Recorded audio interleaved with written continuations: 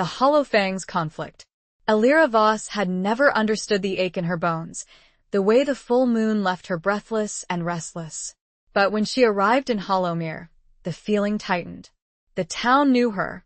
The wind carried her name. And on the night of the blood moon, she found him waiting in the ruins of the old temple, golden-eyed and unshaken. "You were always meant for this," he murmured. "And I was always meant to find you." Chapter 1.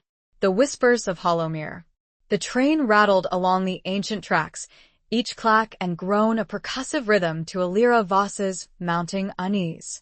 She watched the landscape blur past, a tapestry of fading greens and browns, the dying embers of autumn clinging to the skeletal branches of trees.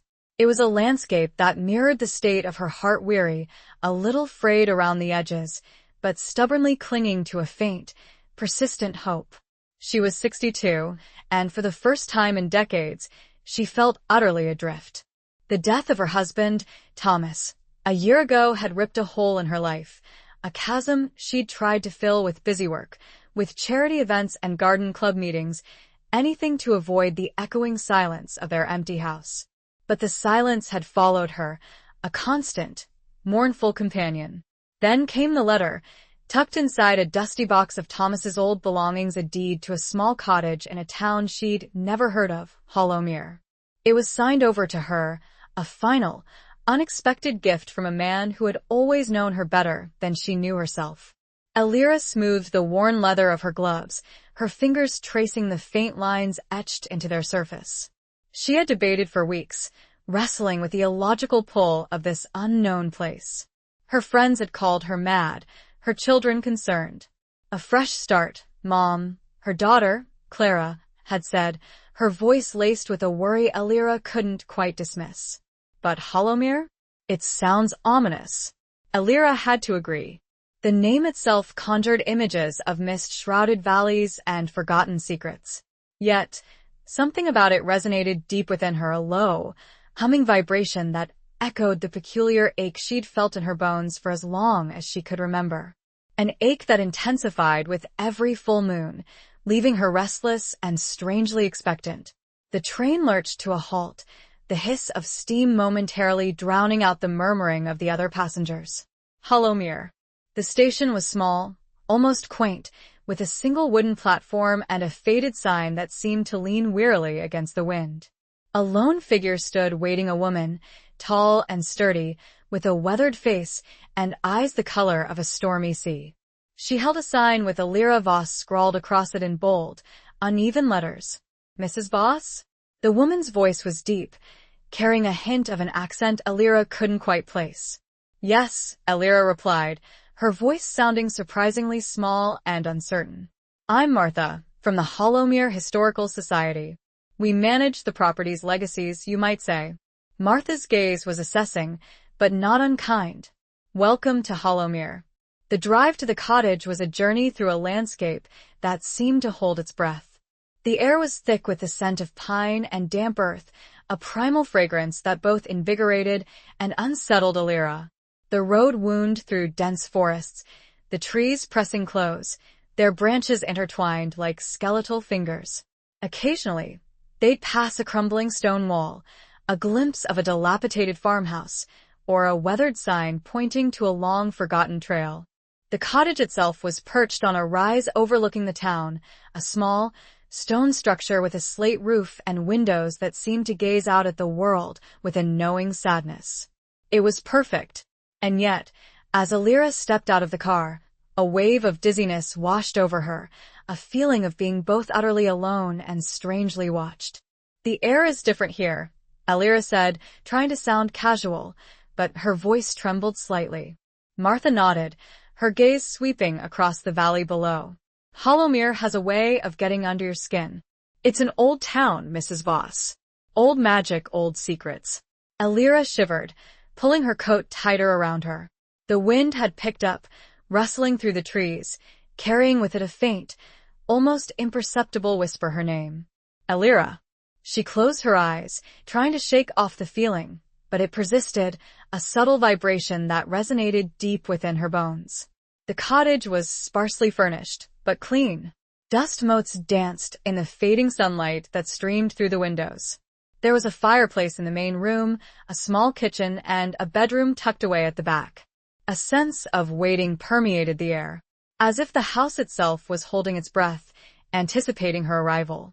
Martha showed her the basics: the well for water, the woodpile for the fire, the nearest neighbor a recluse named Old Man Hemlock, who lived a good mile down the road. Then, with a final, lingering look, she left, promising to return in the morning with supplies. Elira stood alone in the gathering dusk, the silence pressing in on her. She lit a fire, the flames casting flickering shadows on the walls, illuminating the dust and the cobwebs, the remnants of lives lived and lost. She made herself a cup of tea, the familiar ritual a small comfort in this unfamiliar place. As the moon rose, full and luminous in the inky sky, Elira felt that familiar ache in her bones intensify. It was more than just a feeling now, it was a pull, a deep, visceral yearning that drew her towards the window. She looked out at the valley, bathed in silver light, and saw at the ruins of an old stone structure, silhouetted against the moon, nestled in the heart of the forest. It looked like a temple. A wave of dizziness washed over her again, stronger this time, accompanied by a sudden, sharp pain behind her eyes. She gasped, clutching at the windowsill for support. The whispers returned, louder now, weaving themselves into the wind, into the rustling of the leaves, into the very fabric of the night. Elira Hollowmere chosen, she knew, with a certainty that defied logic, that she had to go there. To the ruins. Tonight. The moon demanded it. Her bones demanded it. And something else, something ancient and powerful, was calling her name.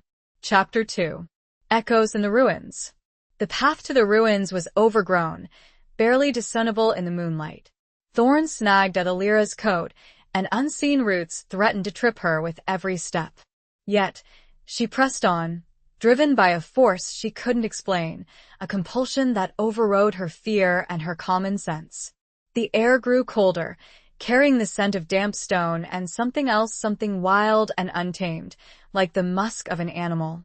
Her heart hammered against her ribs, a frantic rhythm that echoed the pounding in her head. The whispers had subsided, replaced by a low, resonant hum that seemed to emanate from the earth itself. She could feel the moon's pull, a tangible force drawing her closer to the ruins, to the heart of the mystery that had brought her to Hollowmere. The trees thinned, revealing the temple in all its crumbling glory. It was larger than she'd imagined, a circular structure of gray stone, its walls partially collapsed, its roof long gone, open to the sky. Ivy and moss clung to the ancient stones, softening their edges, giving them the appearance of sleeping giants. A sense of profound age permeated the air, a weight of centuries that pressed down on Elira, making it hard to breathe.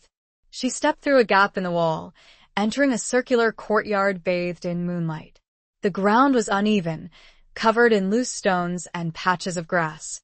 In the center stood a raised platform, an altar perhaps, carved with intricate symbols she couldn't decipher. The air here was thick with something, a palpable energy that crackled against her skin, raising the hairs on her arms. "Hello?" Elira's voice was a shaky whisper, swallowed by the vastness of the ruins. Silence. Only the rustling of the wind through the broken walls and the distant hoot of an owl. She walked towards the altar, her footsteps echoing eerily in the stillness. As she drew closer, she noticed a figure standing there, silhouetted against the moon. A man. Tall and broad-shouldered, his back to her, his head bowed as if in prayer. Elira hesitated, her heart leaping into her throat. She hadn't expected anyone else to be here. Especially not at this hour. Especially not in this place. "Excuse me," she said, her voice stronger this time, though still tinged with apprehension. "Are you all right?" The figure didn't move. Didn't respond. Elira took another step closer, her hand reaching out instinctively. "Sir?" As she touched his shoulder, he turned. And Elira gasped. His eyes. They were the first thing she saw. Eyes the color of molten gold, glowing with an unnatural intensity in the moonlight. Eyes that seemed to pierce through her, seeing not just her physical form, but the very depths of her soul. His face was striking. High cheekbones, a strong jawline, a mouth that was both sensual and severe. His hair was dark, almost black, falling to his shoulders in thick waves. He was dressed in clothes that seemed both ancient and modern, a leather jerkin over a simple linen shirt, dark trousers, and boots that looked worn but sturdy. He didn't speak.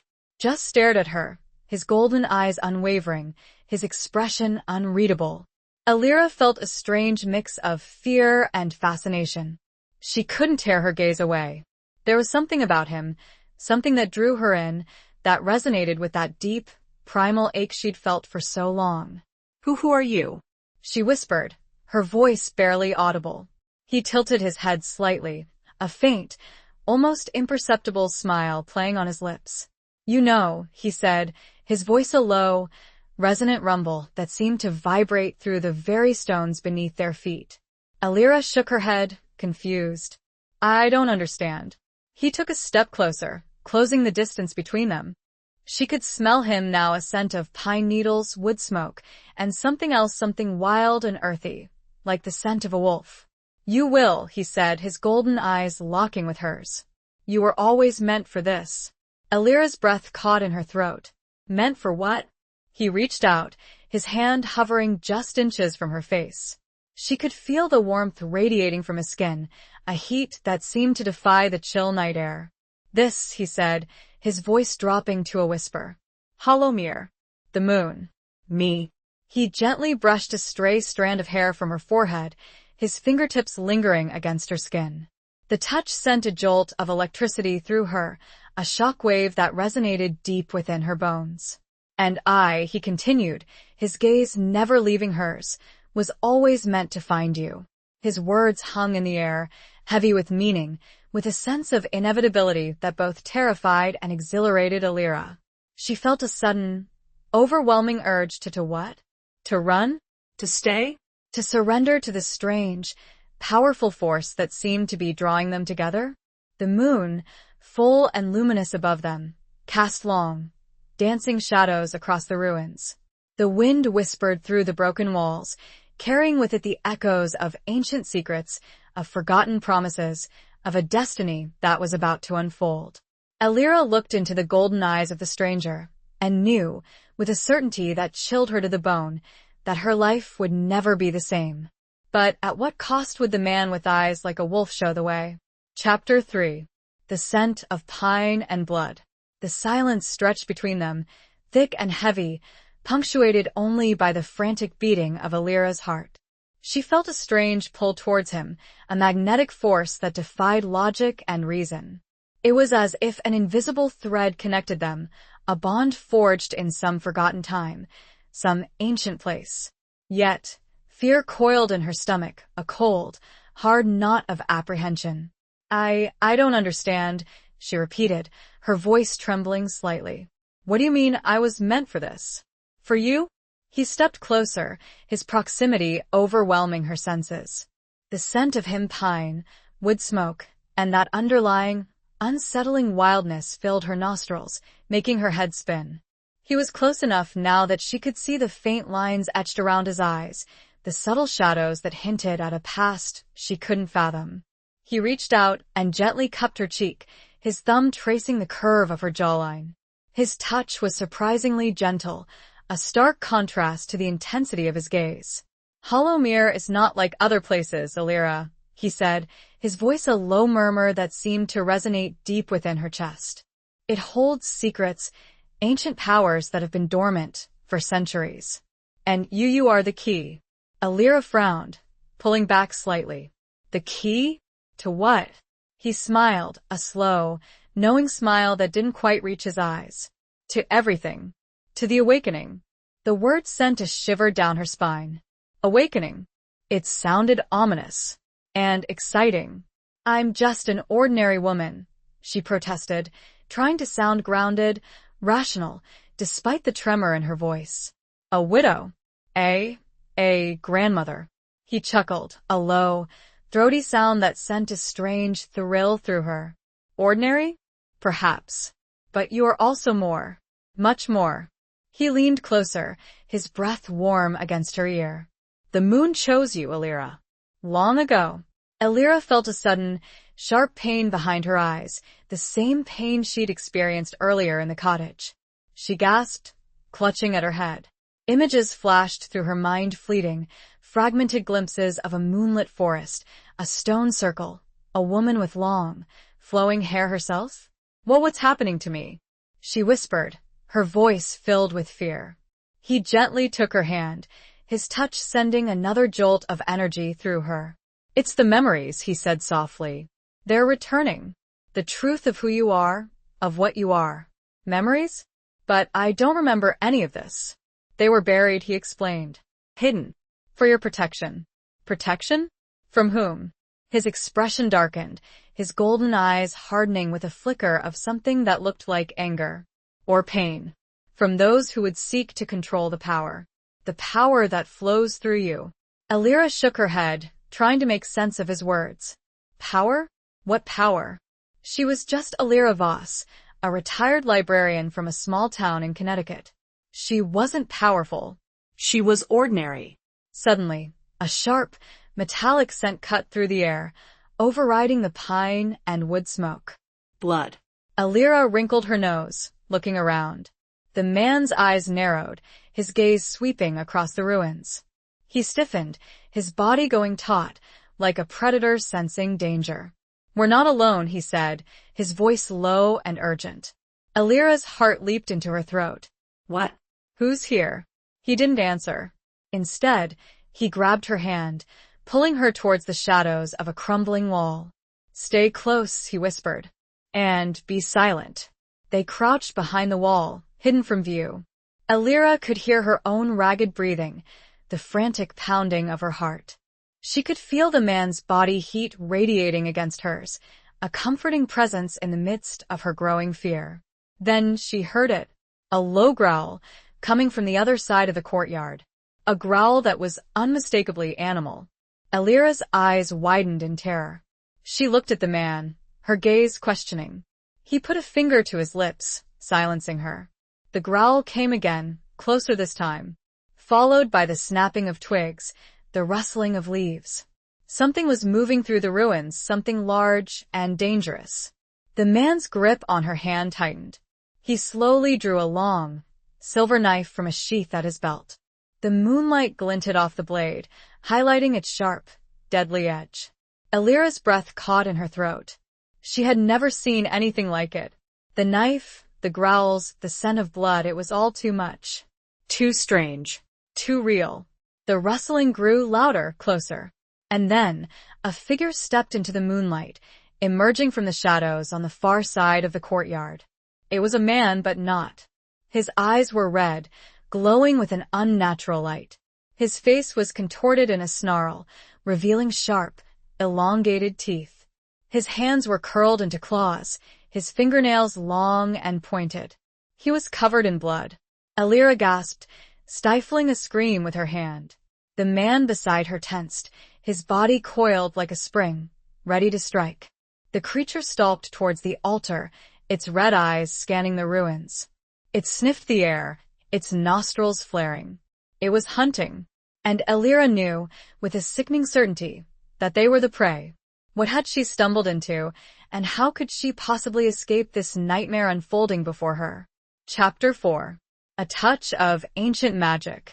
The creature, a grotesque parody of a man, continued its prowl, its red eyes fixated on the altar.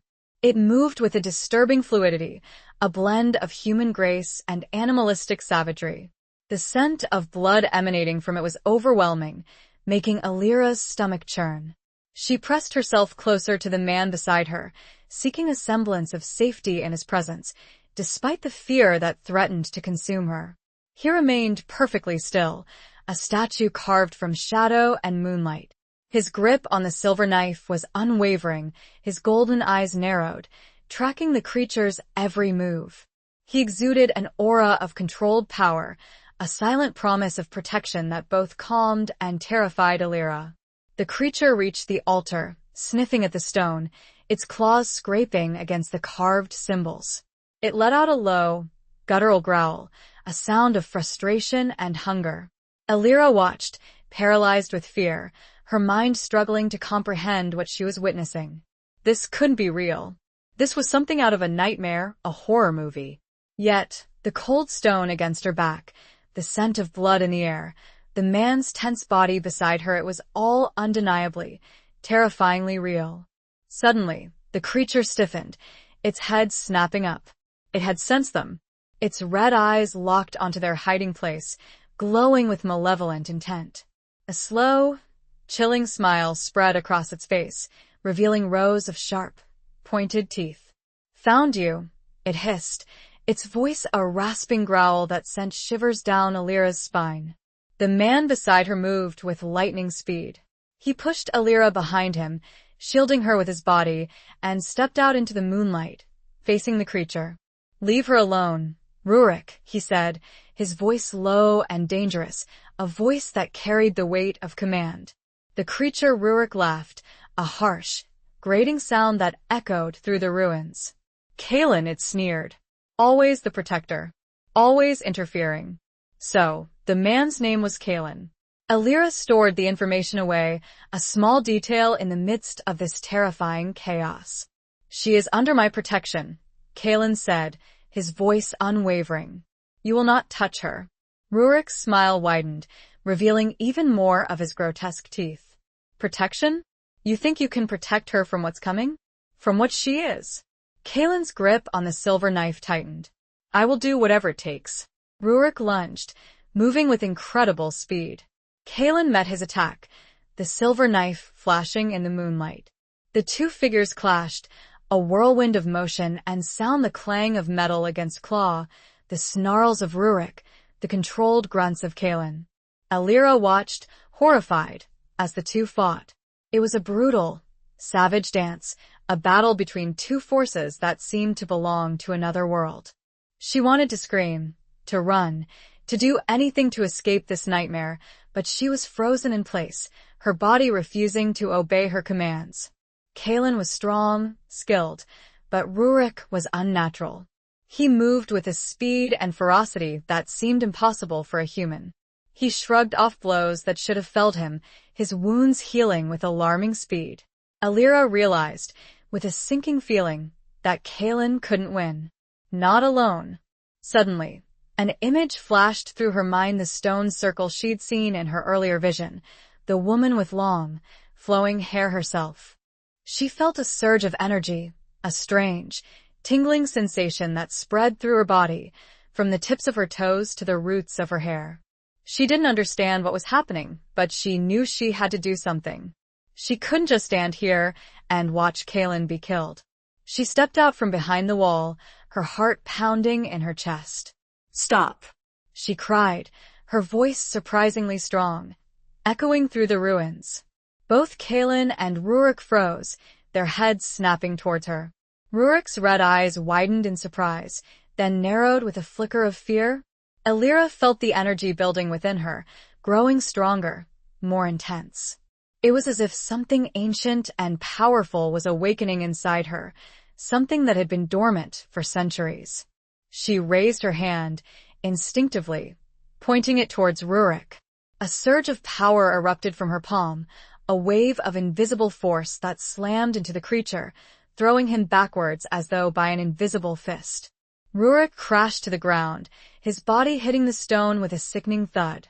He lay there, stunned, his red eyes flickering, his body twitching. Alira stared at her hand, trembling, her mind reeling. What had she just done? Kaelin looked at her, his golden eyes wide with astonishment. He sheathed his knife, his gaze never leaving her face. "Alira," he whispered, his voice filled with awe. What was that?" Alira shook her head, unable to speak. She didn't know. She had no explanation for what had just happened. The moment of stunned quiet was broken by Rurik, struggling back to his feet, snarling with rage, wounded now, and furious. Before he could collect himself and attack once more, Kaelin moved. He seized Alira's arm. "We need to go," he said urgently. He was already pulling, guiding her toward the gaping hole in the ruined wall. "Now." She did not resist. She only knew the creature's power was terrible, and that if she could, somehow, do that again, she might not be able to control the result next time. Chapter 5. The Blood Moon's Revelation. They ran through the moonlit forest, Kaylin's hand firmly clasped in Alira's, guiding her through the tangled undergrowth. The sounds of Rurik's pursuit echoed behind them, the snapping of branches, the enraged growls, the chilling promise of violence. Alira's lungs burned, her legs ached, but she didn't dare slow down. Fear propelled her forward, a primal instinct to survive. Kaylin moved with an effortless grace, his body navigating the treacherous terrain with ease. He seemed to know the forest intimately, every twist and turn, every hidden path. He was her protector, her guide, her savior. Yet, she still didn't fully understand who he was, or what she was becoming. They reached the edge of the forest, emerging onto a narrow dirt road that wound its way towards the town. The cottage was still a distance away, perched on its lonely rise, a beacon of safety in the vast darkness. "We need to get you somewhere safe," Kaylin said, his voice breathless but controlled. "Somewhere he can't reach you." "Where?" Alira asked, her voice trembling. "Where's safe?" Kaylin hesitated, his golden eyes searching her face. "There's a place," he said slowly. "An old sanctuary. But it's dangerous. And it will change you." Alira's heart pounded in her chest. Change her? How much more could she change? She had already unleashed some unknown power, something that had terrified even the monstrous Rurik. "I don't understand," she said, her voice laced with confusion and fear. "What kind of change?" Kaylin stopped, turning to face her. He gently cupped her face in his hands, his thumbs tracing the lines of worry etched around her eyes.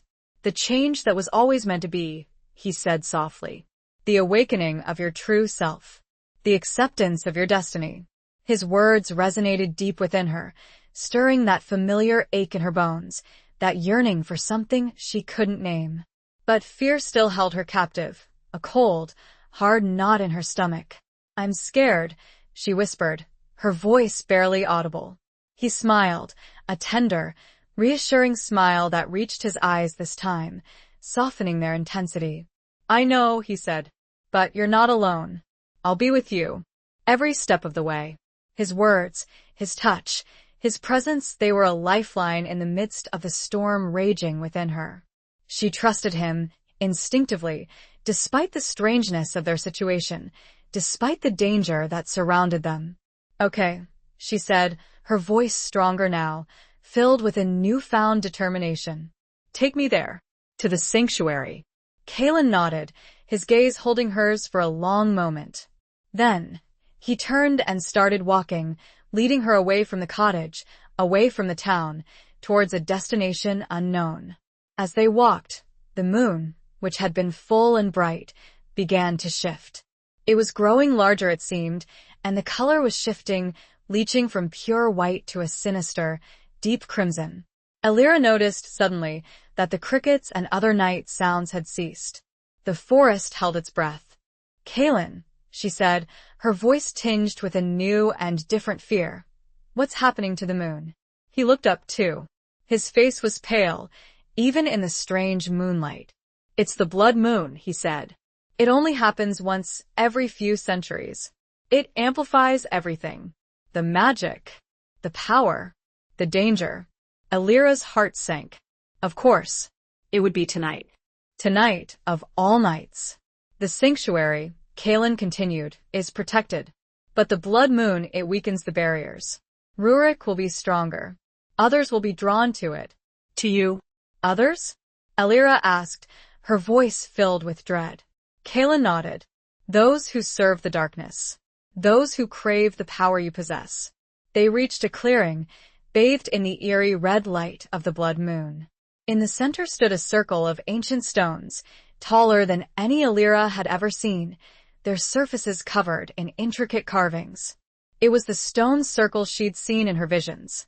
"This is it," Kaylin said, his voice hushed with reverence. "The sanctuary." As they approached the circle, Alira felt a surge of energy, a tingling sensation that spread through her entire body. The air crackled with power, a palpable force that made the hairs on her arms stand on end. Kalen stepped into the circle, extending his hand to Alira. Come, he said. It's time. Alira hesitated for a moment, her fear warring with her trust in Kalen. But she knew she had no choice. She had to face this. She had to embrace whatever destiny awaited her. She took his hand, his touch sending a jolt of warmth through her.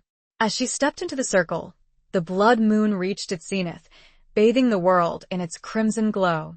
Alira felt a sudden, overwhelming surge of power, a force so intense that it knocked her to her knees.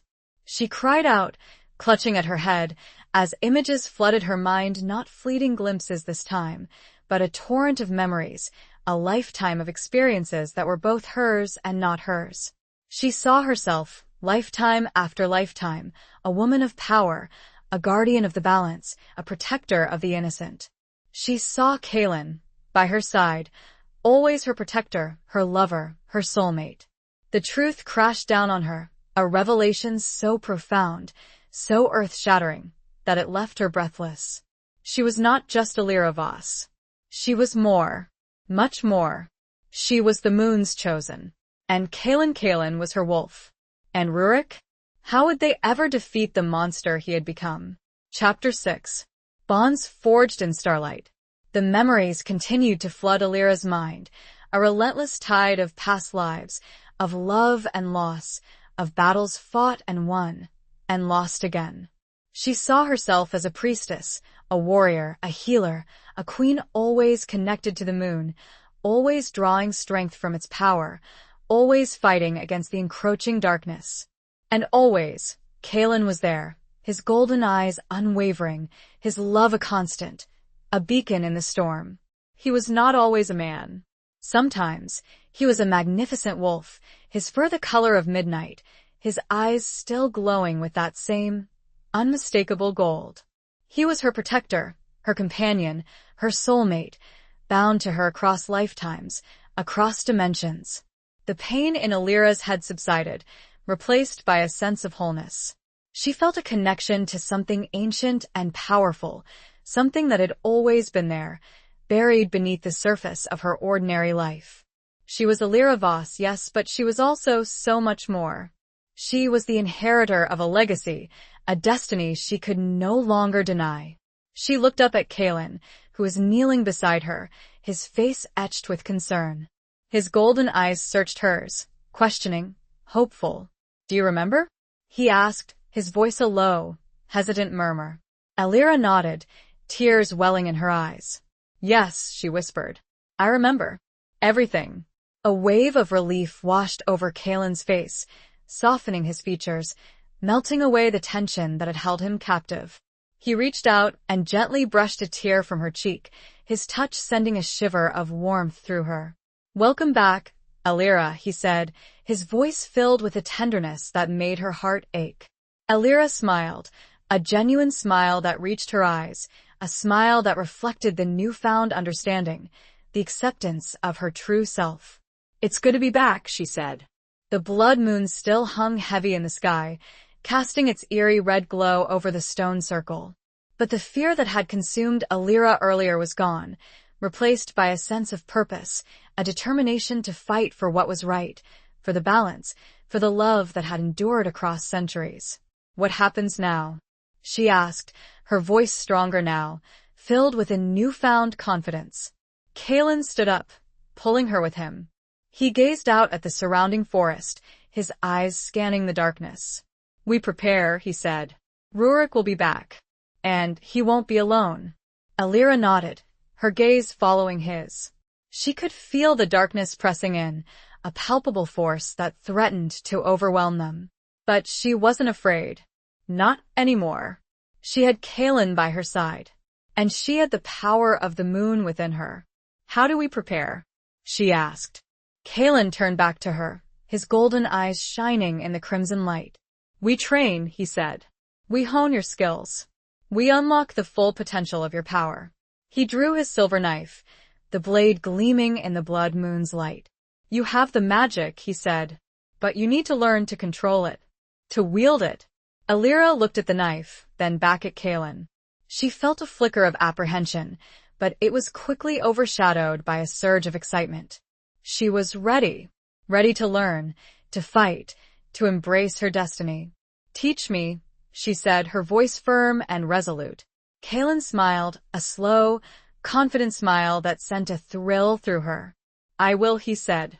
But first he reached out and gently touched the silver ring she wore on her left hand, a simple band that Thomas had given her years ago. The ring felt warm beneath his touch, almost alive. "This ring," Kaelin said, his voice low and intense. "It's more than just a symbol of your love for Thomas. It's a conduit, a focus for your power." Alira looked at the ring, seeing it with new eyes. She had always cherished it, a reminder of her husband, of their life together. But now she realized it was something more. Something magical.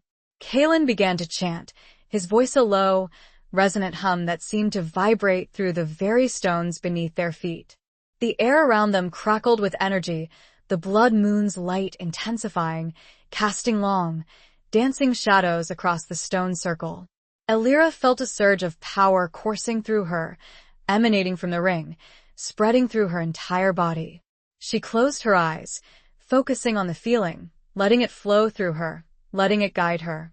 She opened her eyes and saw that the ring was glowing, a soft, ethereal light that pulsed with the rhythm of her heart. She raised her hand, instinctively, and felt a wave of energy erupt from her palm, a force that was both familiar and new. She was learning. She was growing. She was becoming the woman she was always meant to be. The bond with Kaelin felt stronger now, too, strengthened by the shared memories, by the shared purpose, by the love that had transcended time itself.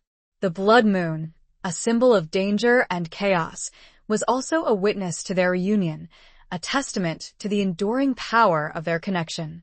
But the night was young, and the dangers were very, very real. Could her training truly prepare her for the coming fight? Chapter 7. Shadows of the Past. The training began immediately, under the ominous glow of the blood moon.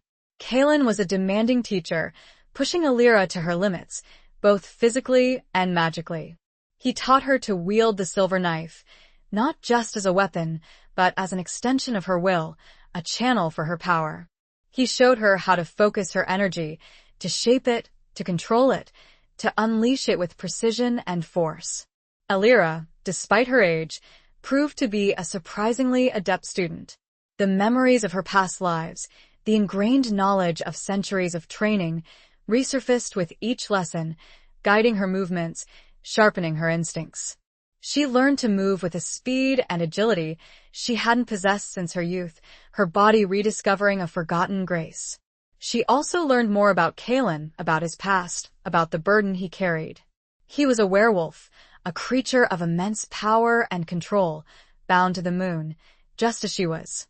But his kind had been hunted, persecuted, driven to near extinction. He was one of the last, a guardian of ancient secrets, a protector of the balance. Rurik, Kaelin explained, his voice laced with bitterness, was once my brother, my closest friend. We were both sworn to protect the ancient ways, to defend the innocent. But he was seduced by the darkness, by the promise of power. He betrayed our oaths, our people. He became a monster. Alira saw the pain in Kaelin's eyes, the deep-seated grief that haunted him. She understood, now, the weight of his responsibility, the burden of his solitary existence. "Why didn't you kill him?" she asked, her voice soft and pathetic. Kaelin looked away, his gaze fixed on the distant horizon. "I couldn't," he said, his voice a low, tortured whisper. "I tried. Many times. But he's still my brother. A part of me still hopes that he can be redeemed." Alira reached out and touched his arm, offering a silent gesture of comfort and support. She knew, deep down, that Rurik was beyond redemption. But she also understood Kaelin's reluctance to accept that truth. As the night wore on, the blood moon began to wane, its crimson glow fading, replaced by the soft, silvery light of a waning crescent. The intensity of the magic diminished, but the sense of danger remained, a lingering threat that hung heavy in the air. They took a brief respite, sitting together in the center of the stone circle, sharing a meager meal of dried meat and fruit that Kalen had brought with him. "Tell me about Thomas," Kalen said, his voice unexpectedly gentle. "Your husband." Alira was surprised by the question, but she welcomed it. It was a relief to talk about Thomas, to remember the good times, the love they had shared. "He was a good man," she said, her voice filled with a bittersweet nostalgia. "Kind, gentle, loving. He was a librarian like me. We met at a book convention of all places." She smiled, remembering the awkwardness of their first encounter, the shy smiles, the shared love of books that had drawn them together. He knew? Kalen asked, his gaze intense. About you? Alira shook her head. "No," she said. "I never told him. I didn't even know myself, not fully. I just knew I was different, that I felt things others didn't, that the moon spoke to me." She paused, remembering the nights she'd spent staring at the moon, feeling that strange, inexplicable pull, that yearning for something she couldn't name. "I think he suspected something," she continued. "He always encouraged me to follow my instincts, to embrace my peculiarities. He used to say I had a wild heart." Kalen smiled, a knowing smile that sent a warmth through her. "He was right," he said. They fell silent, lost in their own thoughts, their own memories. The bond between them deepened, forged not just in starlight and magic, but in shared experiences, in shared loss, in shared understanding. Suddenly, Kalen stiffened, his head snapping up, his golden eyes narrowing. He sniffed the air, his nostrils flaring. "They're here," he said, his voice low and urgent. Alira's heart leaped into her throat. She knew who they were. Rurik and his allies. She stood up, her hand instinctively reaching for the silver ring on her finger. She felt the power surge through her, a familiar warmth that gave her strength, courage. "We're ready," she said, her voice firm and resolute. Kalen nodded, his gaze meeting hers. He drew his silver knife, the blade gleaming in the moonlight. "Let them come," he said. The shadows of the forest seemed to deepen, to coalesce, to take on monstrous shapes. The hunt had begun, and Alira, the moon's chosen, stood ready to face the darkness, alongside the wolf who had waited centuries for her return. But how many were they, and what new horrors would the shadows reveal? Chapter 8. The Hunter's Pursuit. The forest erupted in a cacophony of snarls, growls, and the chilling sound of claws scraping against stone. From the shadows emerged not just Rurik, but a pack of creatures, similar to him, but each bearing unique marks of their twisted nature. Some had elongated limbs, others had patches of thick, matted fur, and all possessed the same burning red eyes, the same insatiable hunger for power. Alira counted at least 5, besides Rurik, who stood at the forefront, his face contorted in a grotesque mockery of a smile. He was larger than she remembered, his muscles bulging, his claws sharper, his eyes burning with an even more intense, malevolent light. The blood moon, though waning, still lent him strength, a visible aura of dark energy swirling around him. Well, Rurik sneered, his voice a guttural rasp. "Look who's finally embraced her destiny. The little librarian, turned moon witch." Alira stood tall, her fear replaced by a cold, hard determination. She held the silver knife Kalen had given her, its blade gleaming in the moonlight, a symbol of her defiance. "I am Alira Voss," she said, her voice clear and strong, echoing through the stone circle. "And I will not let you harm anyone." Rurik laughed, a harsh, grating sound that sent shivers down Alira's spine. "Brave words," he said. "But you are no match for us. Not even with your wolf protector."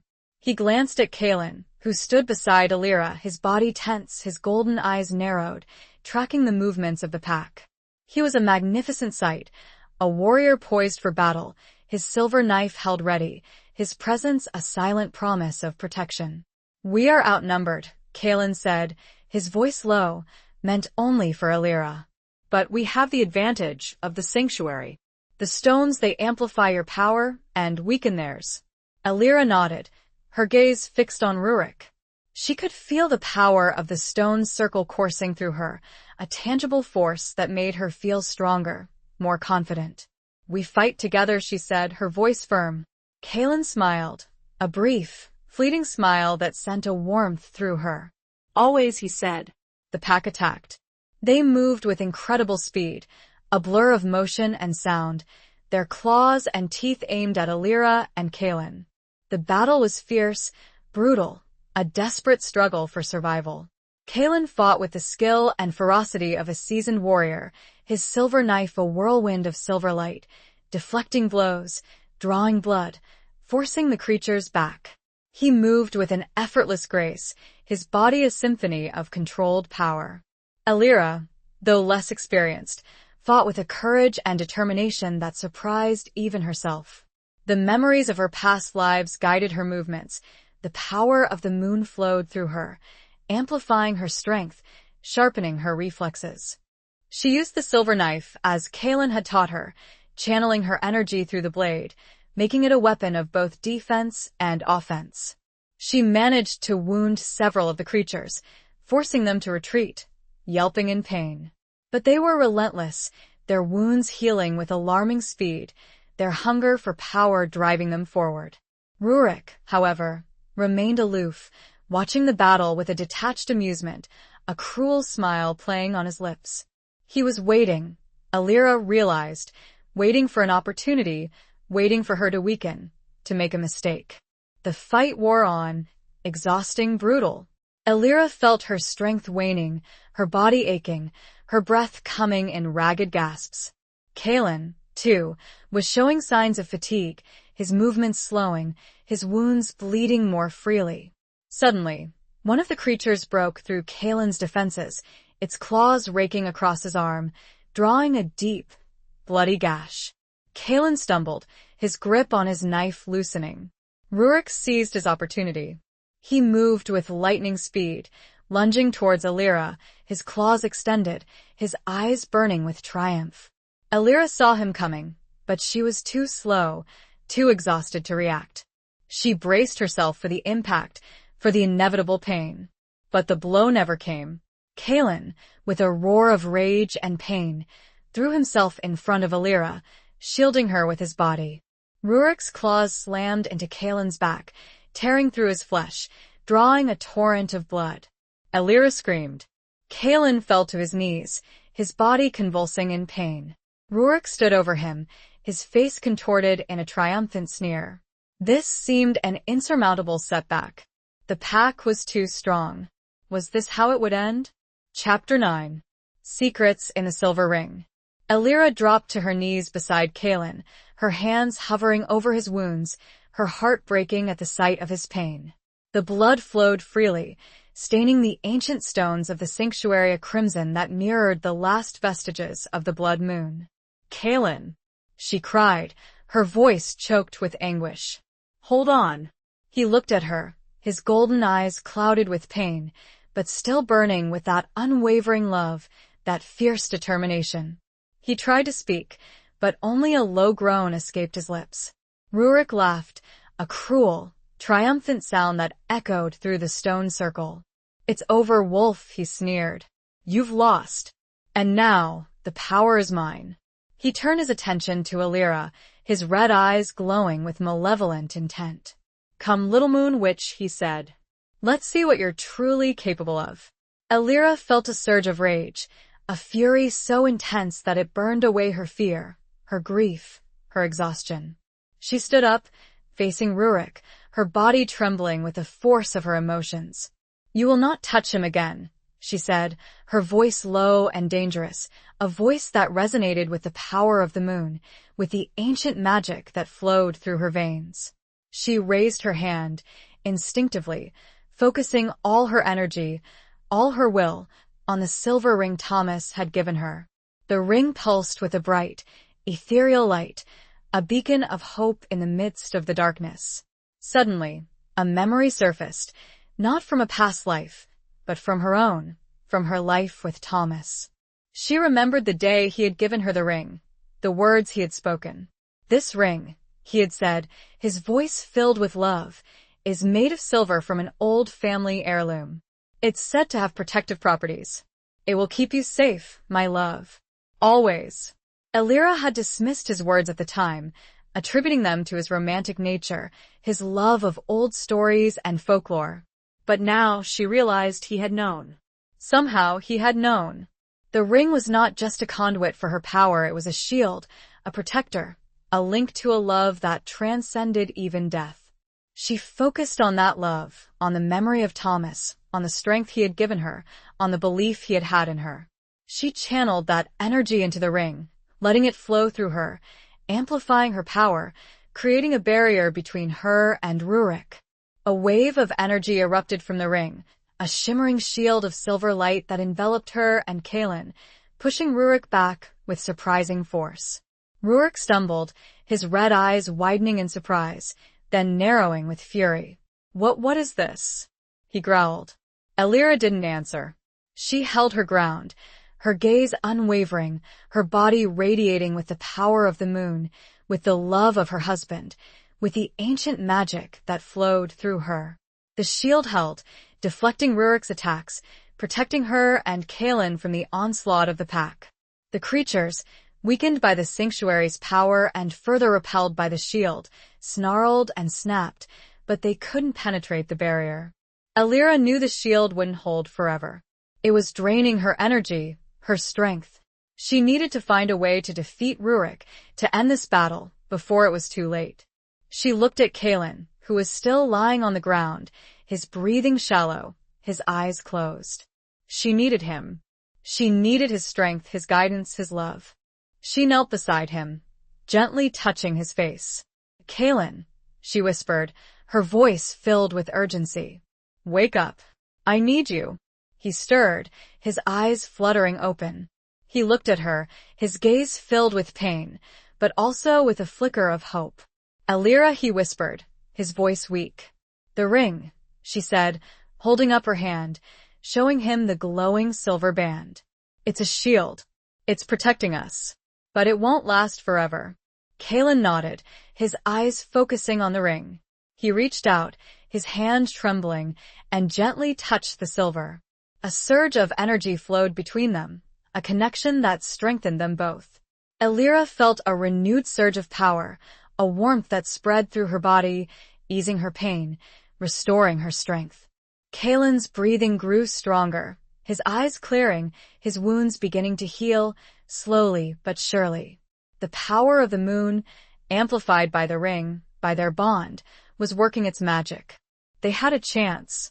A slim chance, but a chance nonetheless. But they had to act quickly. They had to find a way to use the ring, the sanctuary, their combined power, to defeat Rurik and his pack before the shield failed, before their strength gave out, before the darkness consumed them all. The secret was in the ring. She felt sure of it, but what, specifically, was the key? Chapter 10. The Taste of Forbidden Fruit. Kaelin struggled to his feet, leaning heavily on Elira for support. His wounds were still bleeding, but the flow had slowed, the healing power of the moon, and the ring working their magic. He looked at Elira, his golden eyes filled with a mixture of gratitude and determination. "We need to end this," he said, his voice raspy but firm. "Before the shield fails." Elira nodded, her gaze fixed on Rurik, who was pacing furiously outside the shimmering barrier, his red eyes burning with frustration and rage. The other creatures were still snarling and snapping, but they kept their distance, wary of the shield's power. "How?" Elira asked. "The ring, it's protecting us, but it's not a weapon." Kaelin looked at the ring, his brow furrowed in concentration. "There's something more," he said. "Something Thomas knew. Something he tried to tell you." He closed his eyes, focusing his mind, trying to access the ancient knowledge that flowed through his bloodline, the memories of his ancestors, the secrets of the werewolves. Suddenly, his eyes snapped open, his gaze locking with Elira's. "The inscription," he said. "Inside the ring." "Is there an inscription?" Elira's heart skipped a beat. She had never thought to look inside the ring. She had always worn it, cherished it, but she had never examined it closely. She carefully slipped the ring off her finger, her hands trembling with anticipation. She held it up to the moonlight, peering inside the band. There it was, a tiny, almost imperceptible inscription, etched into the silver. She squinted, trying to make out the words. I can't read it, she said, her voice filled with frustration. It's too small. Kalen took the ring from her, his eyes, sharper than hers, focusing on the inscription. He read it aloud, his voice a low, resonant murmur. Luna adjuvame, e cor meum, e animam mim. Alira recognized the language. Latin. Thomas had loved Latin, had often quoted ancient texts, had filled their home with books on mythology and folklore. What does it mean? She asked. Kalen translated. The moon aids me and my heart and my soul. A wave of understanding washed over Alira. The inscription was not just a motto, it was an incantation, a prayer, a key to unlocking the full potential of the ring, of her power. We need to say it together, Kalen said. Our voices, our intentions, combined with the power of the moon, amplified by the sanctuary, it might be enough. Alira nodded, her heart pounding with hope and fear. She slipped the ring back onto her finger, feeling its warmth, its power, coursing through her. They stood together, facing Rurik, their hands clasped tightly. They closed their eyes, focusing their minds, drawing strength from each other, from the moon, from the ancient magic that flowed through them. They began to chant, their voices blending together, rising in a powerful crescendo, echoing through the stone circle. Luna adjuvame, e cor meum, e animam mim. The ring on Alira's finger blazed with a blinding light, a surge of energy so intense that it knocked them both off their feet. The shield surrounding them expanded, pushing Rurik and his pack back with irresistible force. The creatures howled in pain, their bodies burning, their forms flickering, their red eyes dimming. Rurik screamed in rage, his face contorted in agony, his power waning, his form dissolving into shadow. The light subsided, the chanting ceased, the silence returned. Alira and Kalen lay on the ground, exhausted, drained, but alive. They looked around, their eyes searching for any sign of Rurik and his pack. But they were gone, vanished, as if they had never been. The sanctuary was silent, peaceful, bathed in the soft, silvery light of the waning crescent moon. The battle was over. They had won. Alira felt a wave of relief wash over her, a sense of accomplishment, of triumph. But it was tempered by a lingering sadness, a sense of loss. Rurik, despite his monstrous nature, had once been Kalen's brother, his friend. She looked at Kalen, who was slowly getting to his feet, his body still aching, his wounds still healing. He met her gaze, his golden eyes filled with a mixture of emotions: relief, gratitude, sorrow. He reached out and gently cupped her face in his hands, his thumbs tracing the lines of exhaustion etched around her eyes. You did it, Alira, he said, his voice soft, tender. You saved us. He leaned down then, close enough that she felt his breath on her cheek. It held the wild scent of pine still, but something else, too. Something sweet.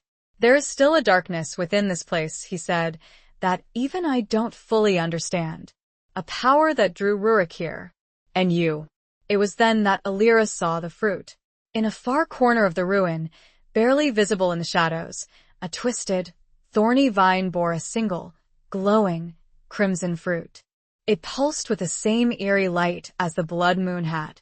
It looked tempting, forbidden, and Alira knew, with a sickening certainty, that the battle was far from over. The true test was yet to come. Chapter 11. Running with the Wolves. The sight of the glowing fruit sent a chill down Alira's spine. It emanated a palpable aura of dark energy, a seductive power that both repelled and intrigued her. She instinctively knew that it was dangerous, that it held the key to the darkness that had plagued Hollowmere for centuries. What is that?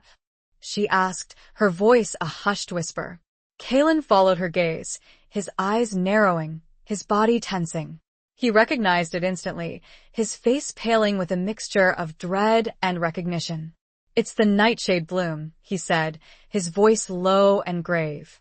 A fruit of immense power, said to grant unimaginable abilities, but at a terrible cost. He explained that the nightshade bloom was a legendary artifact, a source of dark magic that had been sought after by sorcerers and witches for centuries.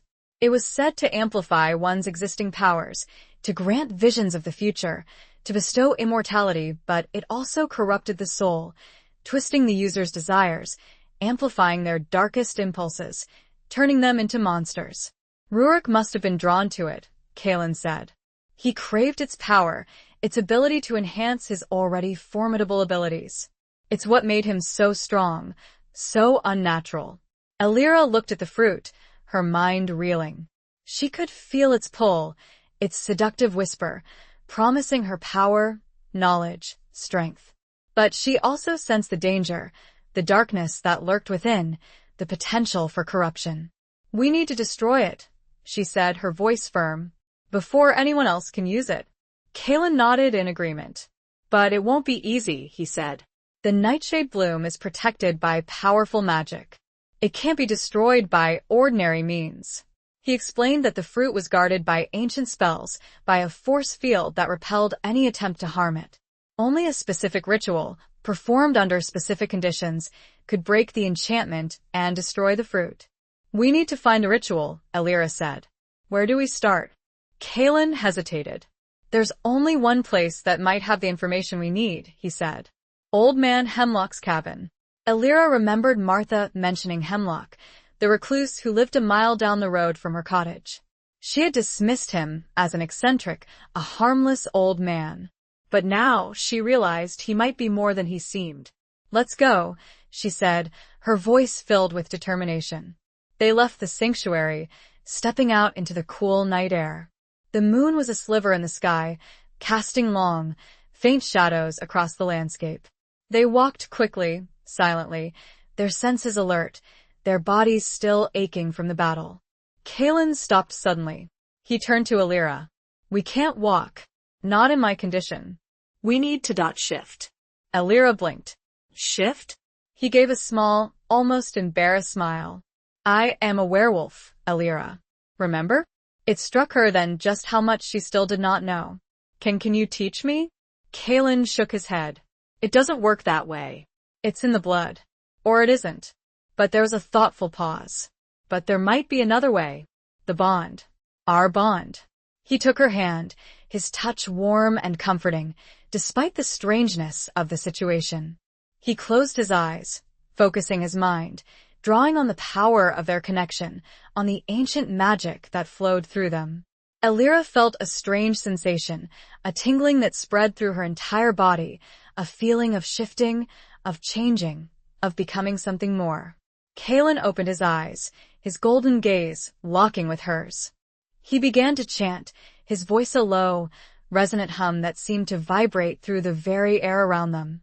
Alira felt a surge of power, a wild, untamed energy that coursed through her veins, transforming her, reshaping her, connecting her to the primal essence of the wolf. She looked down at her hands and saw them changing, lengthening, becoming paws.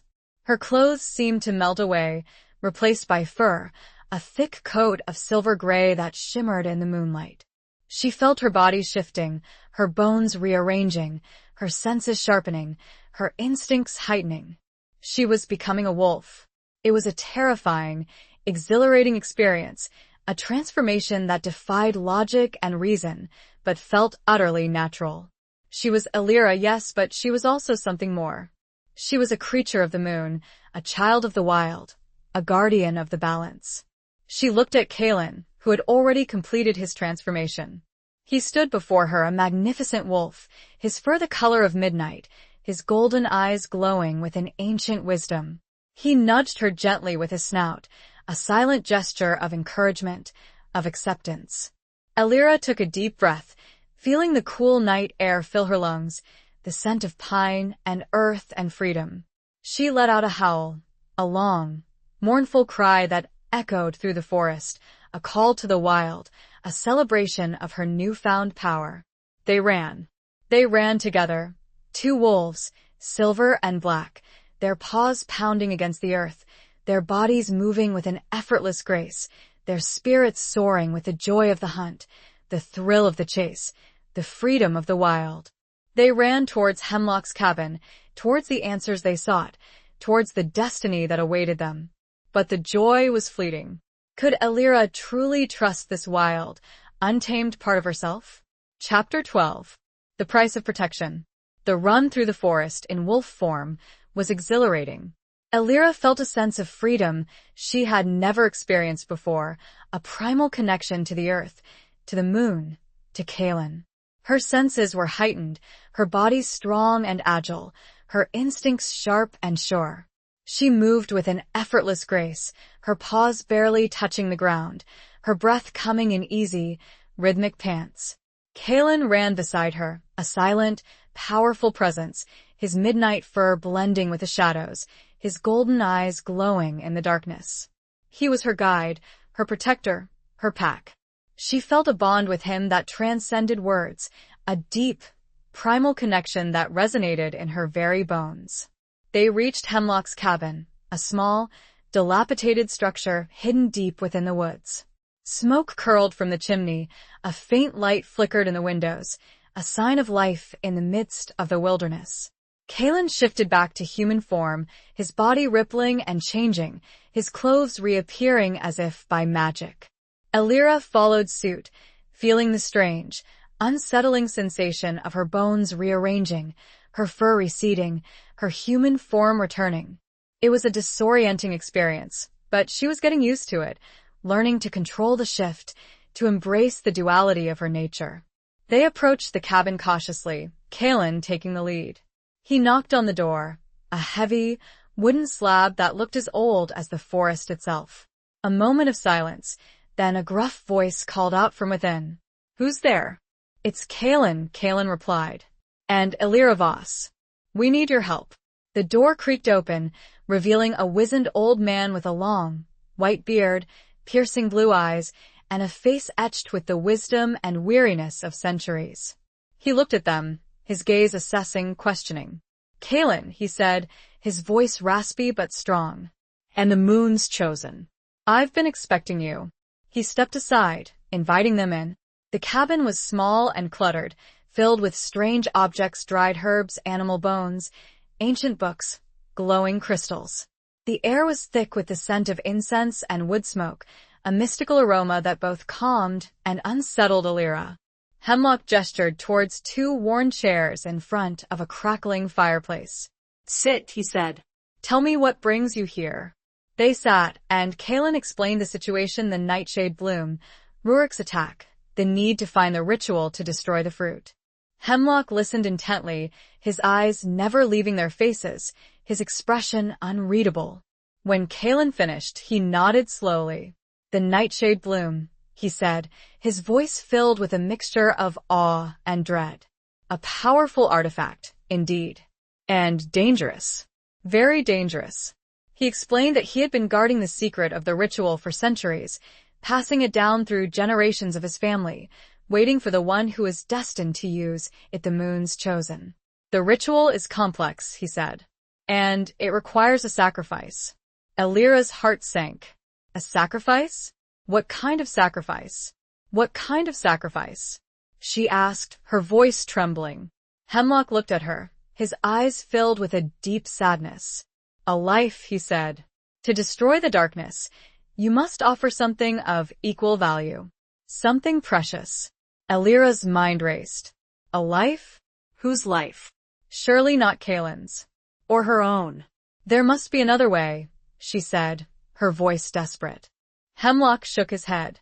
"There is no other way," he said. "The magic is ancient, unyielding. It demands a balance. A life for a life." Kaelin stepped forward, his face pale, his eyes filled with a terrible resolve. "I'll do it," he said, his voice firm. "I'll be the sacrifice." Elira gasped. "No," she cried. "You can't.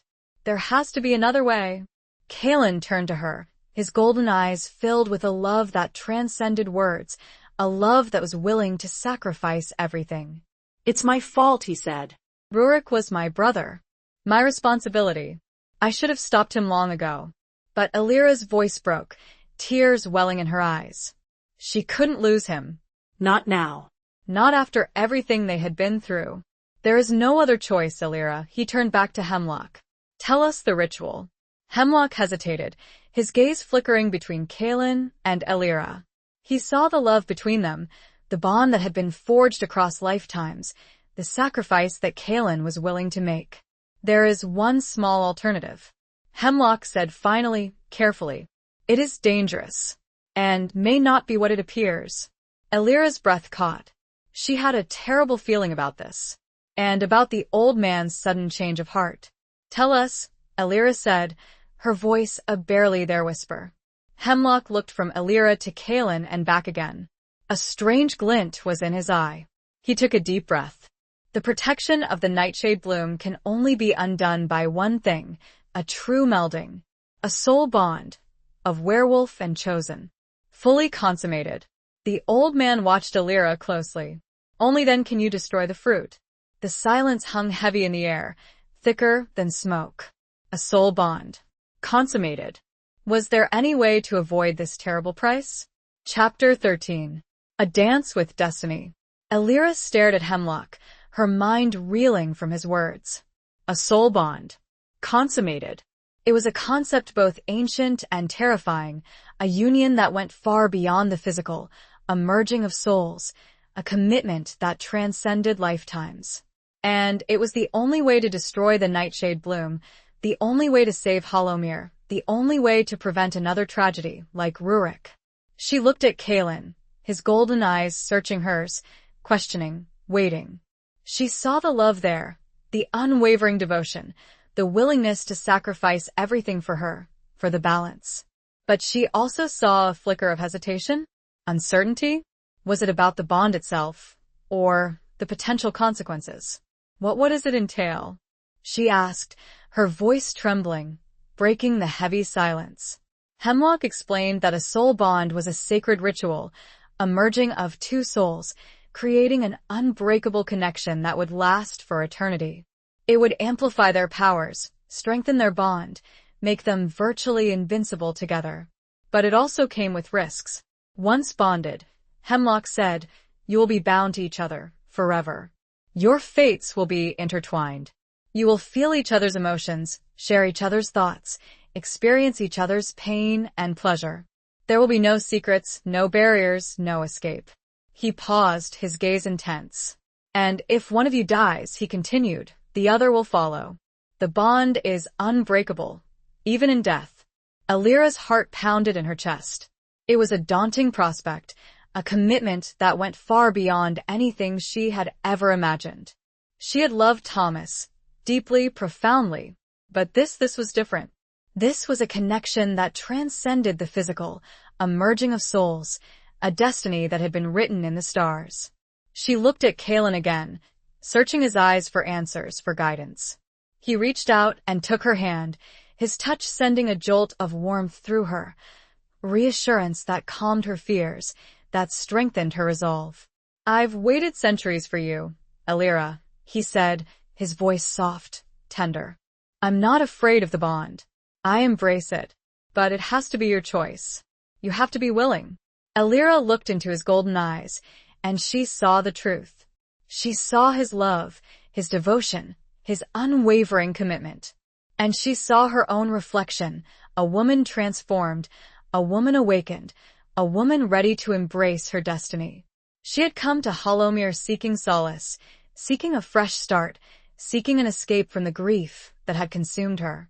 But she had found something more. She had found her true self, her true purpose, her true love.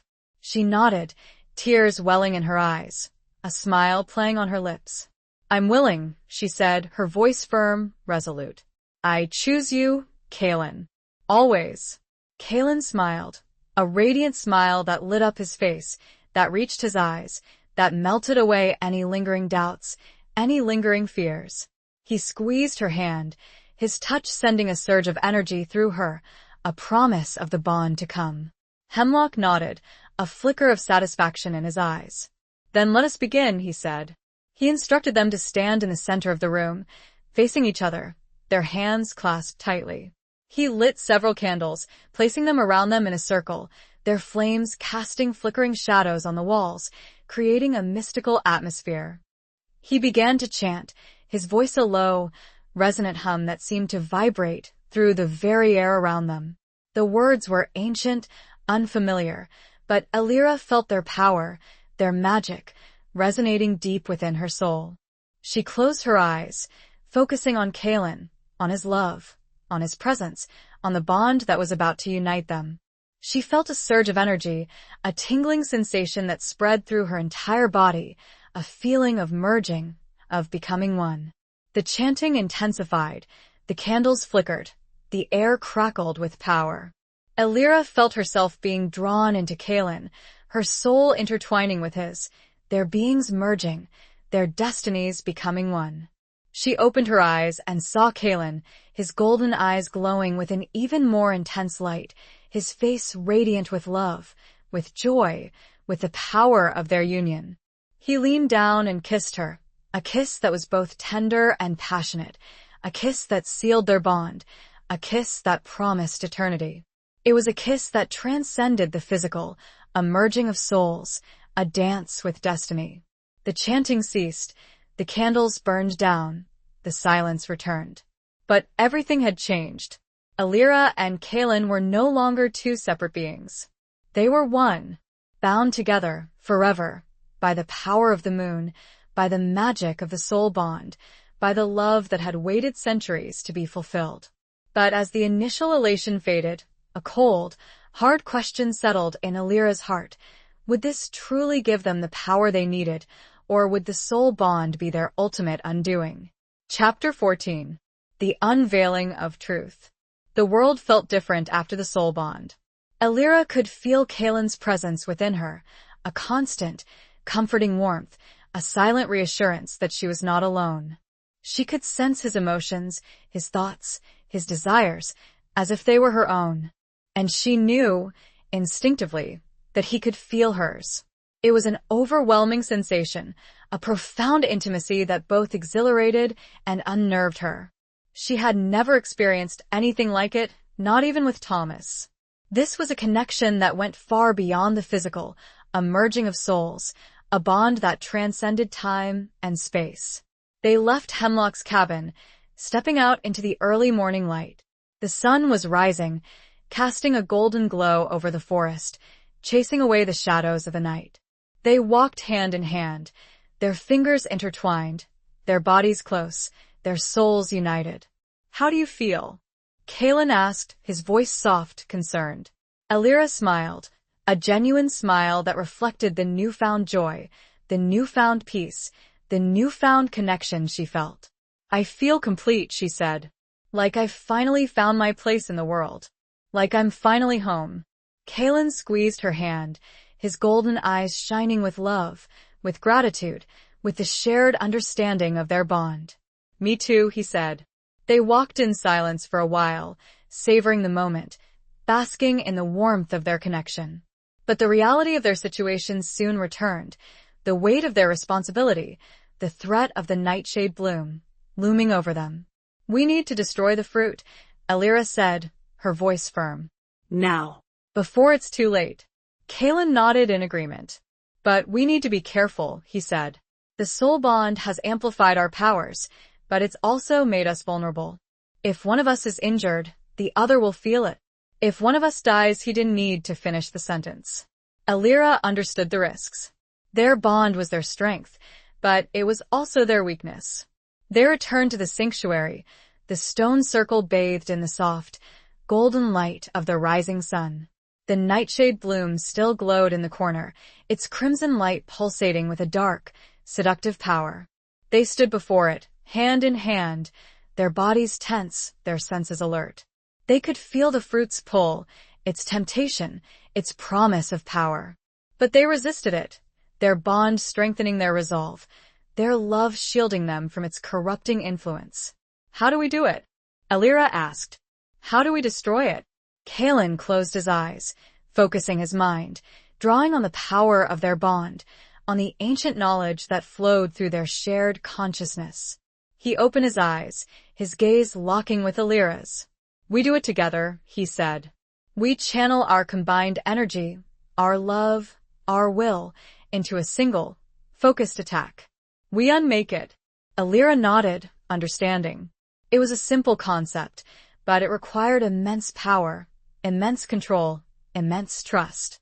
They raised their hands, their fingers intertwined, their palms facing the nightshade bloom. They closed their eyes, focusing their minds, drawing on the power of their bond, on the magic of the moon, on the love that united them. They began to chant, their voices blending together, rising in a powerful crescendo, echoing through the stone circle. The words were not the same as before, not the Latin incantation, but a new language, a language of the soul, a language of pure energy, a language of creation and destruction. The air around them crackled with power. The ground trembled beneath their feet. The nightshade bloom pulsed with a frantic, desperate light. Alira felt a surge of energy, a force so intense that it threatened to overwhelm her. But she held on, trusting in Kaelin, trusting in their bond, trusting in the power of their love. Suddenly, the chanting ceased. Alira and Kaelin opened their eyes and saw nothing. The nightshade bloom was gone, vanished, as if it had never been. They stood there, breathless, exhausted, their bodies trembling with the force of the energy they had unleashed. They had done it. They had destroyed the fruit. They had saved Hollowmere. They had fulfilled their destiny. But as the relief washed over them, a new sound pierced the silence.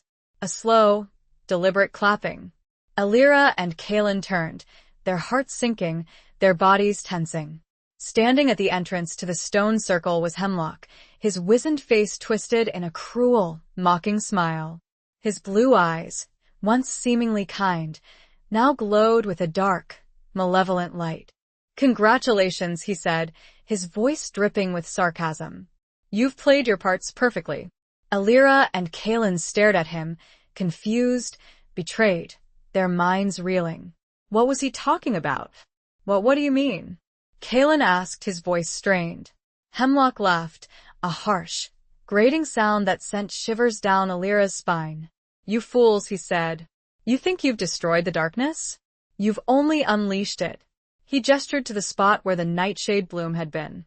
Now there was nothing but an empty, charred patch of earth. But the air above it shimmered.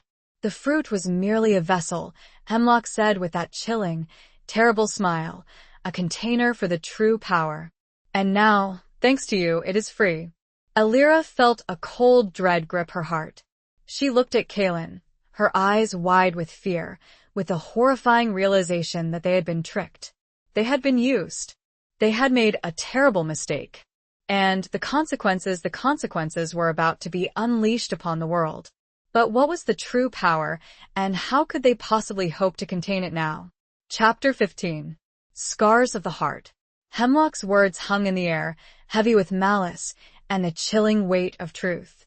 Alira and Kaelin stared at the empty space where the nightshade bloom had been, their minds struggling to comprehend the magnitude of their error. The shimmering air above the charred earth pulsed with a palpable energy, a darkness that felt ancient, vast, and utterly terrifying. "What have you done?" Kaelin demanded, his voice a low growl, his golden eyes blazing with fury. He took a step towards Hemlock, his body tense, ready to attack. Hemlock merely smiled, unfazed by Kaelin's anger. "I have done what I was destined to do," he said. "I have freed the Shadowbinder." The name sent a jolt of ice through Alira's veins.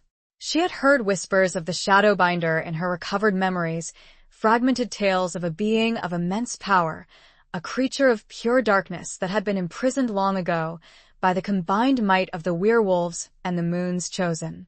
But why? Alira asked, her voice trembling. "Why would you unleash such a thing?" Hemlock's smile widened, revealing a hint of madness in his eyes. "Because the world needs to be cleansed," he said. "Purified.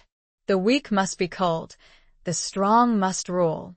The Shadowbinder will bring about a new order, a new age of darkness, and I will be its herald." He explained that he was a descendant of a long line of sorcerers who had worshipped the Shadowbinder, who had sought to free it from its prison. He had manipulated Alira and Kaelin, using their love, their bond, their destiny, to achieve his goal. The soul bond, the ritual, the destruction of the fruit, it had all been a carefully orchestrated plan to release the Shadowbinder. Alira felt a wave of nausea wash over her, a mixture of betrayal, guilt, and self-loathing.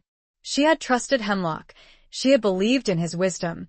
She had followed his instructions blindly.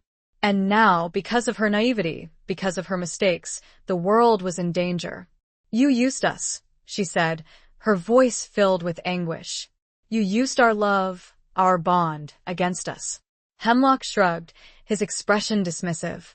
"Love is a weakness," he said, "a tool to be exploited.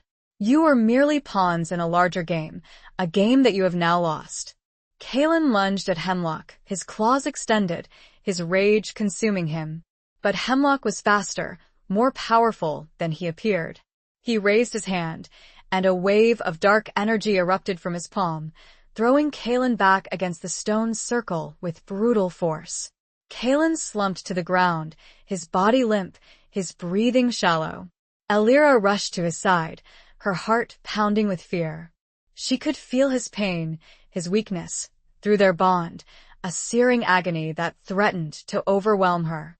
"Kaelin," she cried, her voice choked with emotion. "Stay with me." He opened his eyes, his golden gaze focusing on her, filled with a mixture of love and regret.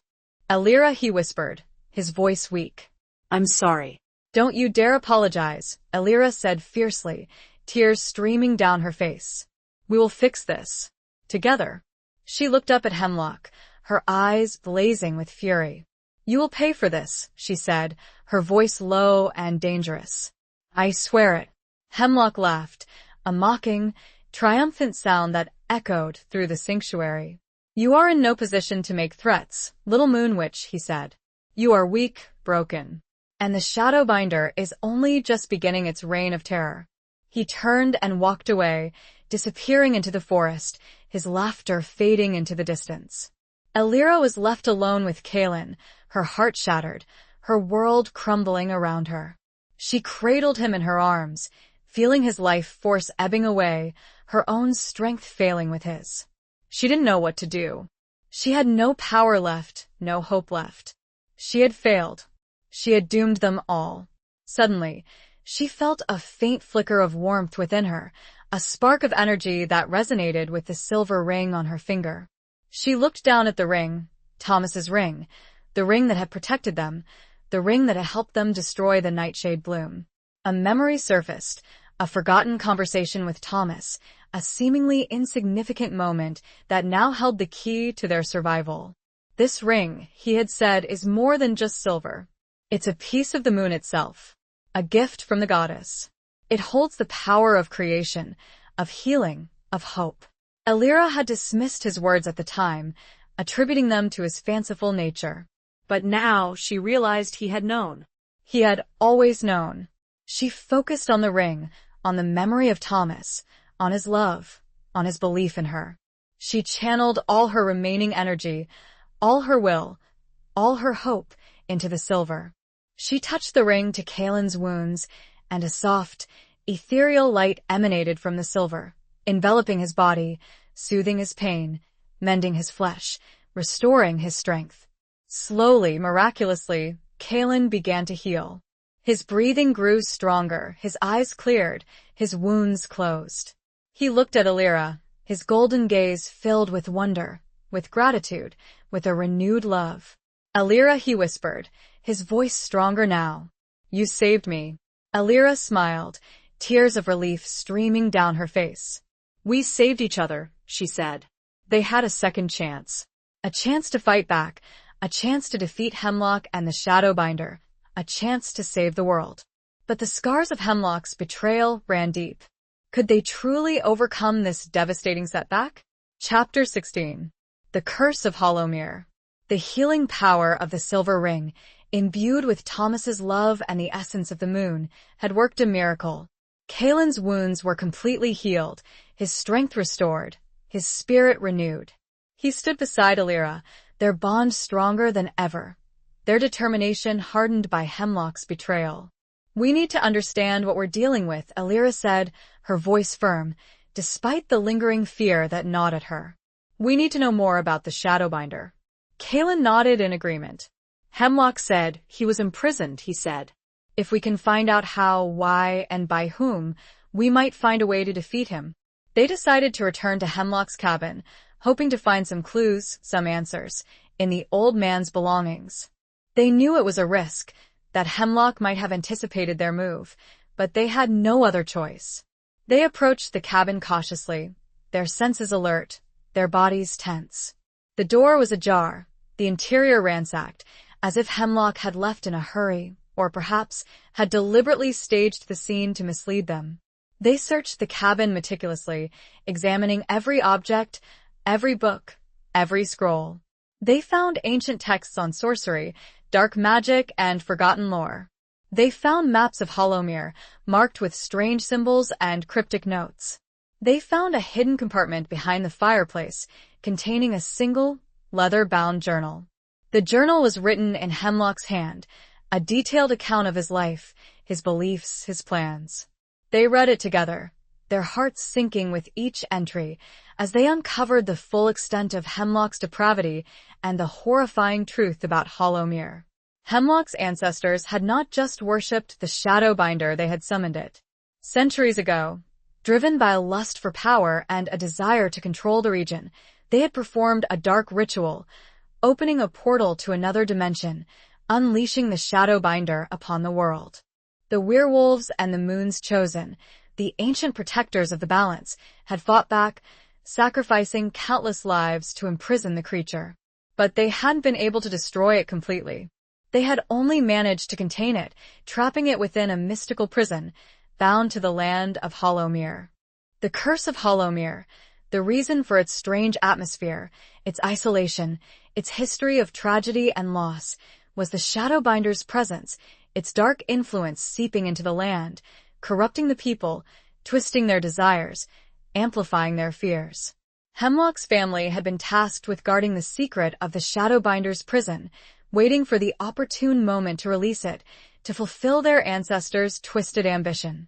Hemlock had manipulated Alira and Kaelin, using their soul bond, their love, their destiny, to break the final seal, to unleash the Shadowbinder upon the world.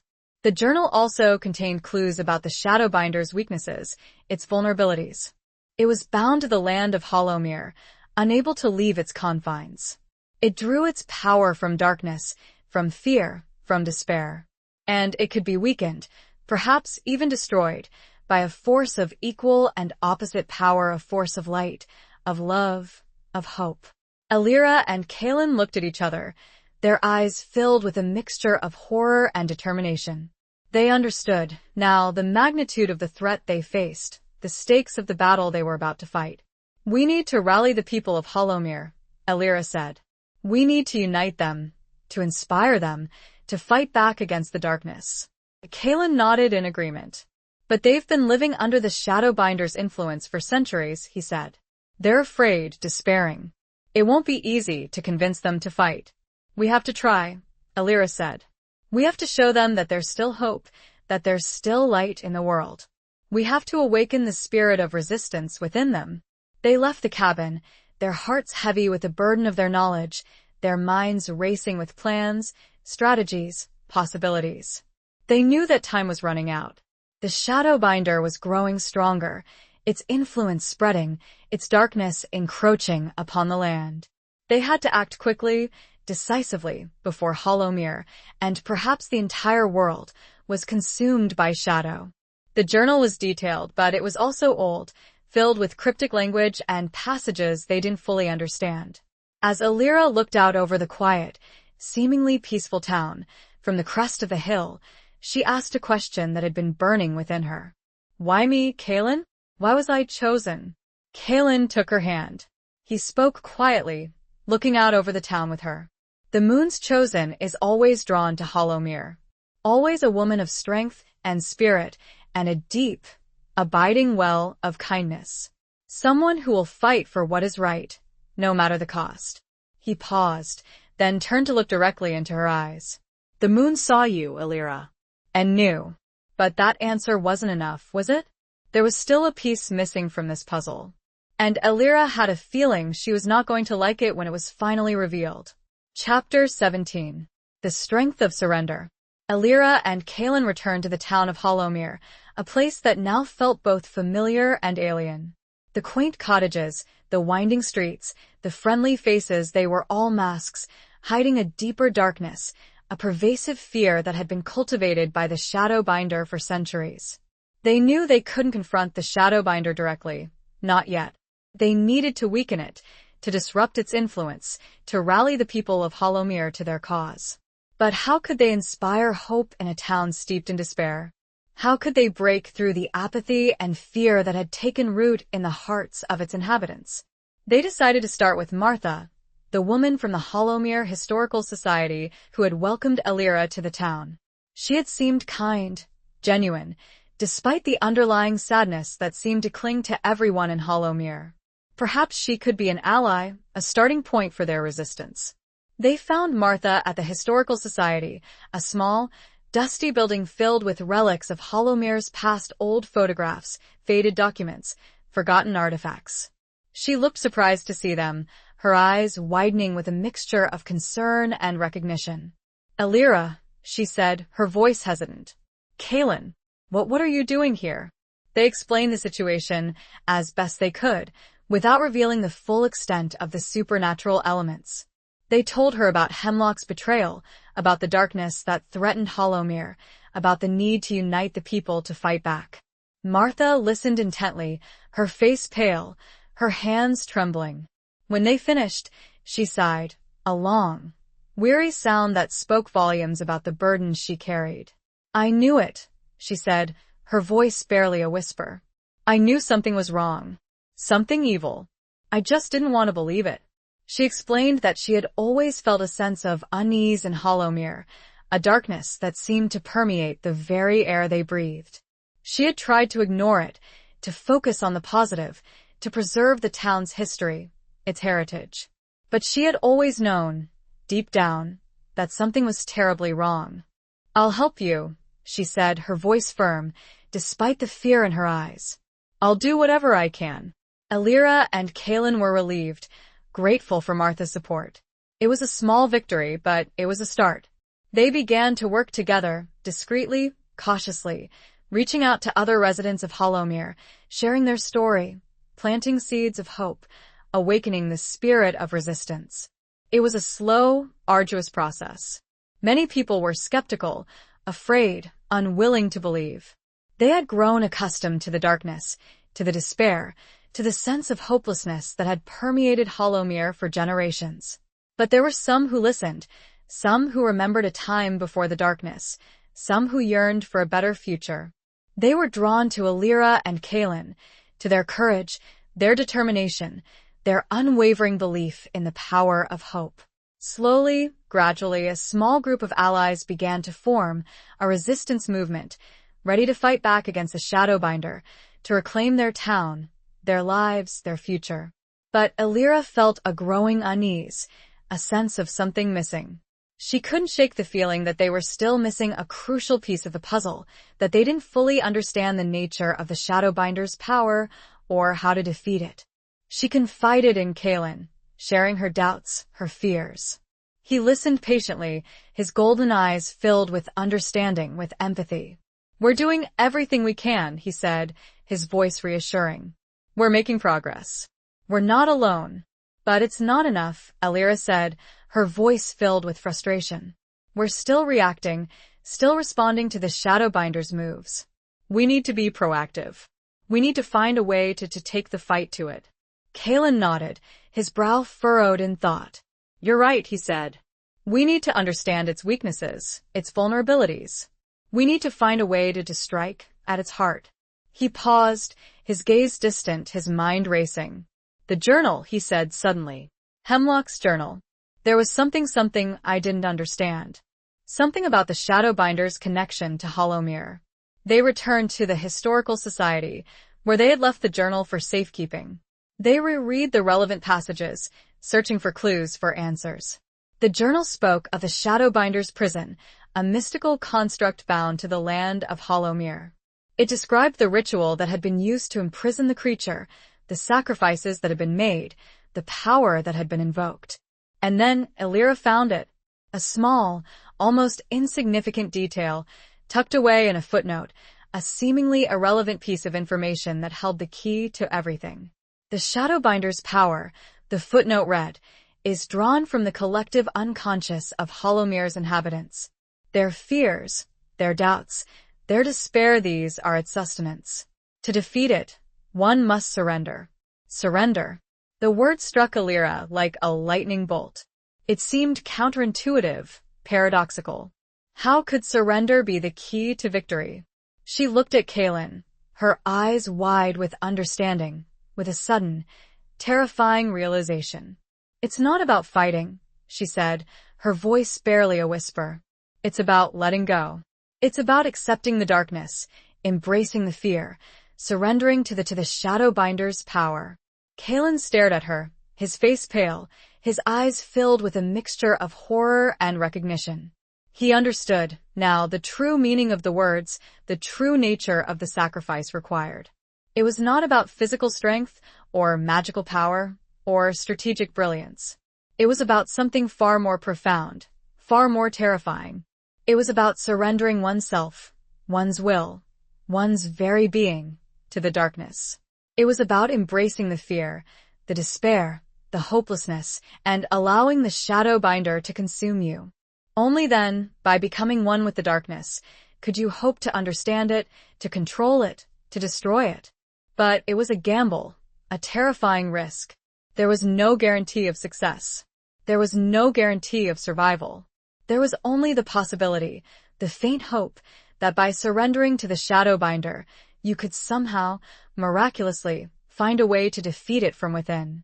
The question was who would be brave enough, or foolish enough, to take that risk? Who would be willing to sacrifice everything, to surrender their very soul, for the chance to save Hollowmere, to save the world? Elira felt the weight of the answer settle upon her shoulders. She knew, and she was terrified. Chapter 18. The Gathering Storm. The realization of what surrender truly meant hung heavy in the air, a suffocating weight that threatened to crush Elira's spirit. She looked at Kaelin, his golden eyes reflecting her own fear, her own understanding, her own sense of dread. "It has to be me," she said, her voice barely a whisper, but firm with a terrible resolve. Kaelin shook his head vehemently.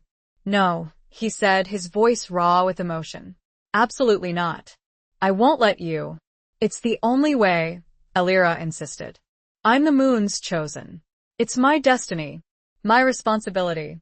There has to be another way," Kaelin pleaded, his eyes searching hers, desperate for an alternative, for a solution that didn't involve sacrificing the woman he loved. "There isn't," Elira said softly, reaching out to touch his face, her fingers tracing the lines of worry etched around his eyes. "We've tried everything else. We've fought, we've resisted, we've rallied. But it's not enough. The Shadowbinder is too strong. It feeds on our fear, our resistance." She explained that her connection to the moon, her past lives, her inherent nature, it all pointed to this.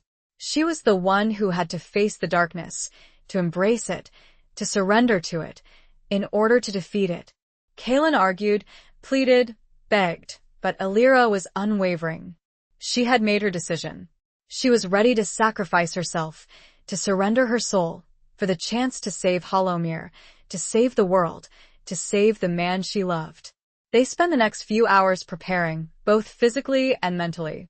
They gathered the small group of allies they had assembled, explaining the situation, preparing them for the battle to come.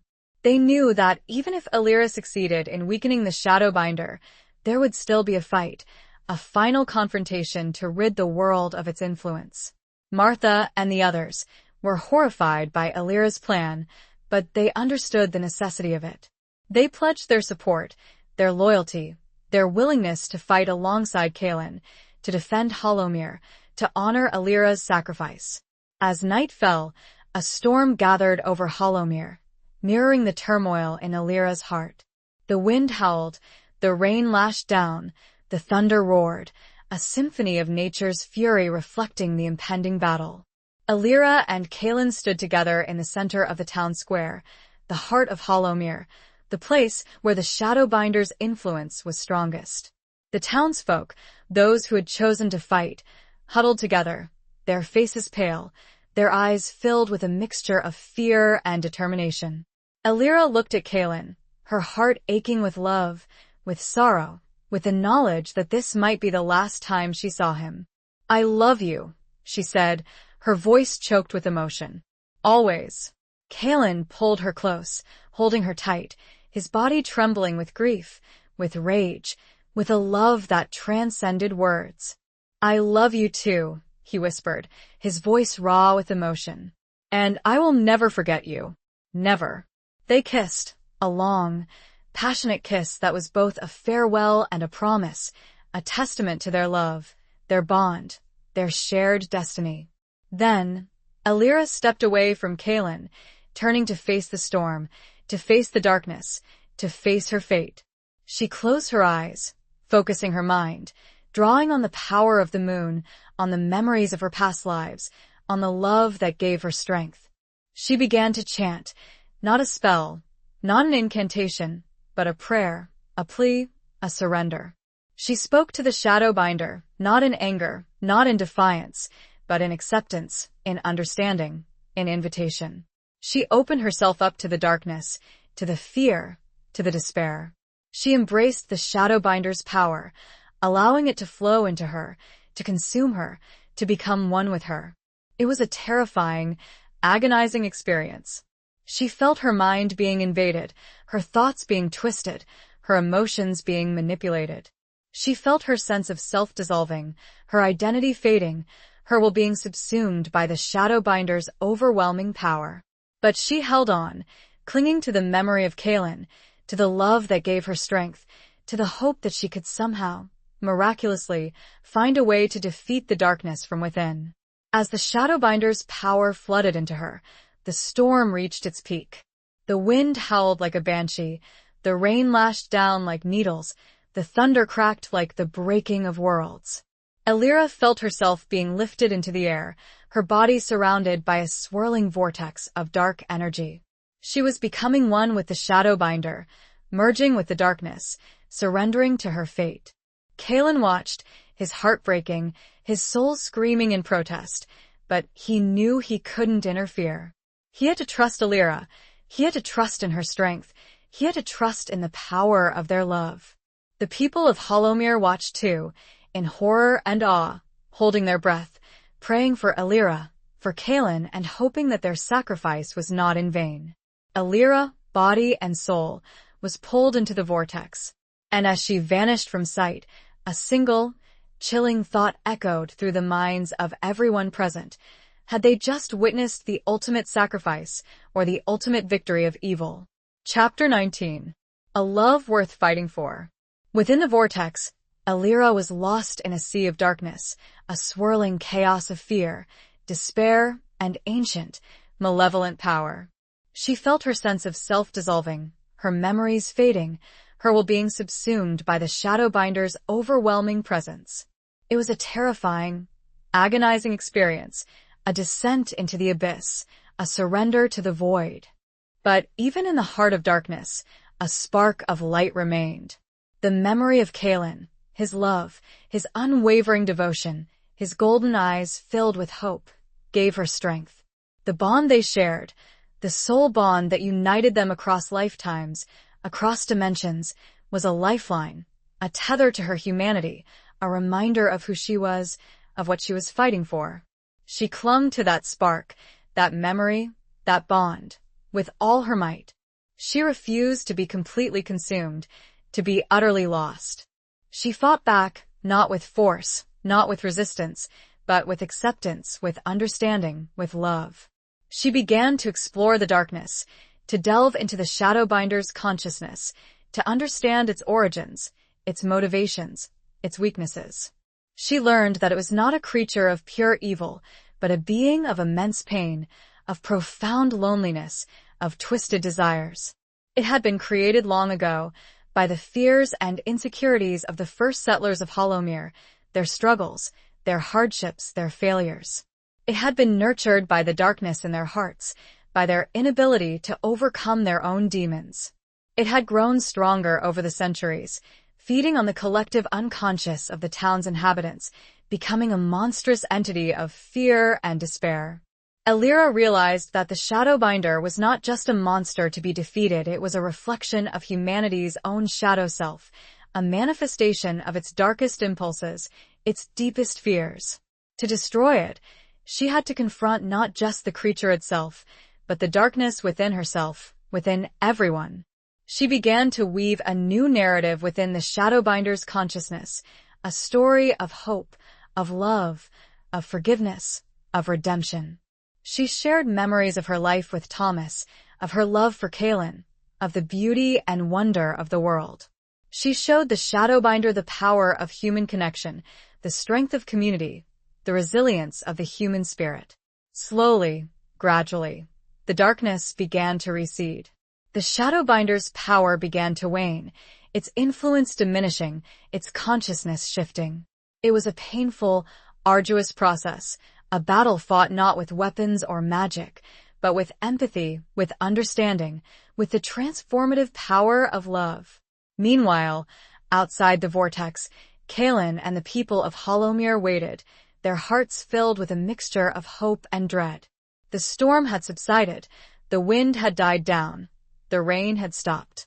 The sky was still overcast, but a faint glimmer of light was beginning to break through the clouds.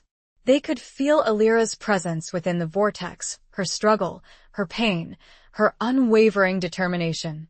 They sent her their love, their support, their prayers, their hopes, a collective wave of positive energy that strengthened her resolve, that helped her fight back against the darkness. Suddenly, the vortex began to shrink, to dissipate, to fade away. Alira reappeared, falling to the ground, her body weak, her spirit drained, but her eyes shining with a newfound light, a newfound understanding, a newfound peace. Kaelin rushed to her side, catching her in his arms, holding her close, his heart overflowing with relief, with gratitude, with a love that had been tested, but had endured. "Alira," he whispered, his voice choked with emotion. "You did it. You came back." Alira smiled, a weak, weary smile, but a smile that radiated with a profound inner strength. "I did," she said, her voice barely a whisper. "But it's not over yet." She explained what she had learned, what she had done, how she had weakened the Shadowbinder, how she had begun to heal its consciousness, how she had transformed the darkness into something else. "It's still there," she said. "The Shadowbinder's essence, its power. But it's different. It's no longer a creature of pure evil. It's a force of nature, a part of us, a part of Hollowmere." She explained that the Shadowbinder could not be completely destroyed, that it would always exist, in some form, as long as there was darkness in the human heart. But it could be controlled, it could be balanced, it could be integrated. "We need to learn to live with it," she said. "To accept it, to understand it, to love it. To embrace our own shadows, to confront our own fears, to find the light within ourselves." It was a radical concept, a paradigm shift, a new way of thinking about darkness, about evil, about the human condition. It was not about eradication, but about integration. It was not about fighting, but about accepting. It was not about fear, but about love. The people of Hollowmere, who had witnessed Alira's transformation, who had felt the shift in the Shadowbinder's power, understood. They had seen the darkness, they had felt the fear, but they had also seen the light, they had felt the hope. They were ready to embrace a new future, a future where they would no longer be victims of their own fears, but masters of their own destinies. They were ready to live with the Shadowbinder, not as a monster to be feared, but as a part of themselves, a part of their community, a part of their world. But one question remained. Where was Hemlock? The immediate threat of the unbridled Shadowbinder was quelled, but the man who had unleashed it was still at large. Alira turned to Kaelin, a question burning in her eyes. "He won't get far," Kaelin said grimly. "He may have power, but he's alone. And we," he gestured to the surrounding townsfolk, who all stood a little straighter, A little braver now are many. The final confrontation was still to come. Chapter 20. The final confrontation of hearts. The hunt for Hemlock began immediately. Kalen, with his enhanced senses, tracked him through the forest, following his scent, his trail, his lingering aura of dark magic. Alira and a small group of the most trusted townsfolk followed close behind, their determination fueled by a mixture of anger, justice, and a newfound hope for the future. They tracked Hemlock to the old temple, the ruins where Alira had first encountered Kalen, the place where the Shadowbinder had been unleashed. It was a fitting location for the final confrontation, a place steeped in history, in magic, in the echoes of past battles. Hemlock was waiting for them, standing in the center of the ruined courtyard, his face twisted in a sneer, his eyes glowing with a dark, malevolent light. He was surrounded by a swirling vortex of shadows, a manifestation of his power, a desperate attempt to regain control. "You cannot stop me," he said, his voice amplified by the magic, echoing through the ruins. "The Shadowbinder is free. The new age has begun. You are too late." Alira stepped forward, her gaze unwavering, her voice filled with a quiet strength. "The Shadowbinder is not free, Hemlock," she said. "It is changed, transformed. It is no longer a creature of pure evil, but a force of nature, a part of us, a part of Hollowmere." She explained what she had done, how she had surrendered to the darkness, how she had embraced the Shadowbinder's essence, how she had woven a new narrative of hope, of love, of redemption. Hemlock laughed, a harsh, mocking sound that was quickly swallowed by the wind. "You are a fool, Alira Voss," he said. "You have weakened yourself. You have diluted the power. You have betrayed your destiny." "My destiny is not to control, Hemlock," Alira said. "It is to balance, to heal, to unite." She extended her hand, not in aggression, but in invitation. "It's not too late, Hemlock," she said. "You can still choose a different path. You can still find redemption." Hemlock stared at her, his expression wavering for a moment, a flicker of doubt, of regret, crossing his face. But it was quickly replaced by anger, by hatred, by the ingrained belief in his own twisted ideology. "Never," he spat. "I will never surrender. I will never bow to your weakness. I will destroy you, and I will reclaim the Shadowbinder's power." He raised his hands, and the swirling vortex of shadows around him intensified, coalescing into monstrous shapes, claws and teeth and burning red eyes. He was summoning the remnants of the Shadowbinder's darkness, channeling its power, preparing for a final, desperate attack. Kalen stepped forward, standing beside Alira, his golden eyes blazing with fury, his body tense, ready to defend her, to fight alongside her. The townsfolk, too, armed with makeshift weapons, with courage and determination, formed a protective circle around them, ready to face the darkness one last time. The battle began. Hemlock unleashed his shadow creatures, sending them swarming towards Alira and Kalen, their claws and teeth tearing at the air, their eyes burning with hatred. Kalen fought with the ferocity of a wolf, his claws and teeth ripping through the shadows, his body a blur of motion and power. The townsfolk fought bravely, their weapons striking true, their courage unwavering, their determination fueled by a newfound hope. Alira, however, did not fight. She stood calmly in the center of the chaos, her eyes closed, her mind focused, her heart open. She was channeling the power of the moon, the power of her bond with Kalen, the power of the transformed Shadowbinder, the power of love, of hope, of forgiveness. She reached out to Hemlock, not with her hands, but with her mind, with her soul. She sent him a wave of empathy, of understanding, of compassion. She showed him the pain he had caused, the suffering he had inflicted, the darkness he had embraced. She also showed him the beauty he had rejected, the love he had denied, the hope he had extinguished.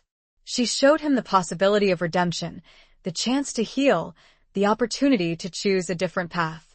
Hemlock faltered, his attack weakening, his shadow creatures dissipating, his power waning. He staggered back, his face contorted in agony, his mind reeling from the force of Alira's compassion, from the overwhelming power of her love. He was caught between two worlds, between darkness and light, between hatred and forgiveness, between destruction and redemption. He was struggling with his own demons, with his own twisted beliefs, with the choices he had made. Alira continued to reach out to him, her heart overflowing with love, with compassion, with a desperate hope that he would choose the light, that he would choose to heal, that he would choose to be free. Finally, Hemlock collapsed to his knees, his body trembling, his eyes filled with tears. He looked at Alira, his expression a mixture of anguish, regret, and surrender. I can't, he whispered, his voice broken. I've done too much. I'm too far gone. Alira knelt beside him, gently taking his hand. It's never too late, Hemlock, she said softly. There is always hope.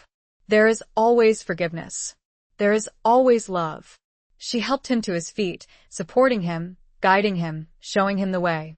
He looked at her, his eyes filled with a newfound gratitude, a newfound understanding, a newfound peace. The battle was over. The darkness had been defeated, not by force, but by love. Hollowmere was saved, not by destruction, but by healing. The curse was lifted, not by magic, but by forgiveness. The final confrontation was complete. Hemlock chose surrender at last. But how would the townsfolk and Kaelin react to this final act of mercy? Epilogue. The aftermath of the final confrontation was a time of healing, of rebuilding, of reconciliation. Hemlock, stripped of his dark magic, humbled and remorseful, was accepted back into the community, not with open arms, but with a cautious understanding, a willingness to give him a second chance. It was a testament to Alira's influence, to her unwavering belief in the power of forgiveness, to the transformative effect she had had on Hollowmere. Kaelin, initially, struggled with Alira's decision to spare Hemlock. His wolf instincts, his protective nature, his sense of justice, demanded retribution, punishment. But he saw the change in Hemlock, the genuine remorse, the slow, arduous process of healing and redemption. He saw the peace it brought to Alira, the closure it provided, the hope it inspired. And he, too, began to understand, to accept, to forgive. The townsfolk, guided by Alira and Kaelin, learned to live with the transformed Shadowbinder, to embrace their own shadows, to confront their own fears, to find the light within themselves. Hollowmere became a place of balance, a community that acknowledged the darkness, but chose to focus on the light. It was no longer a cursed town, but a beacon of hope, a testament to the resilience of the human spirit, to the power of love and forgiveness. Alira and Kaelin, their bond stronger than ever, remained in Hollowmere, becoming its guardians, its protectors, its guides. They lived in the small stone cottage on the rise, overlooking the town, their days filled with a quiet contentment, a profound peace, a love that had transcended lifetimes, that had conquered darkness, that had healed a broken world. They often visited the old temple, the ruins where their journey had begun, where they had faced their greatest challenges, where they had found their true selves, their true purpose, their true love. They would stand together, hand in hand, gazing at the moon, feeling its gentle pull, remembering the battles they had fought, the sacrifices they had made, the victories they had won. One evening, as the full moon bathed the ruins in its silvery light, Alira felt a familiar ache in her bones, a yearning for something more. She looked at Kaelin, his golden eyes reflecting her own longing, her own understanding. "It's time," she said, her voice a soft whisper. Kaelin nodded, his heart filled with a mixture of sadness and joy. He knew what she meant.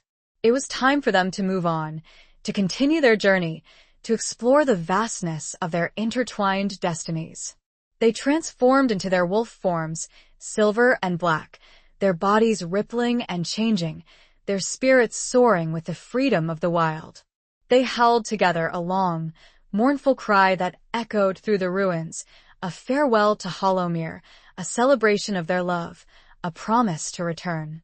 Then they ran.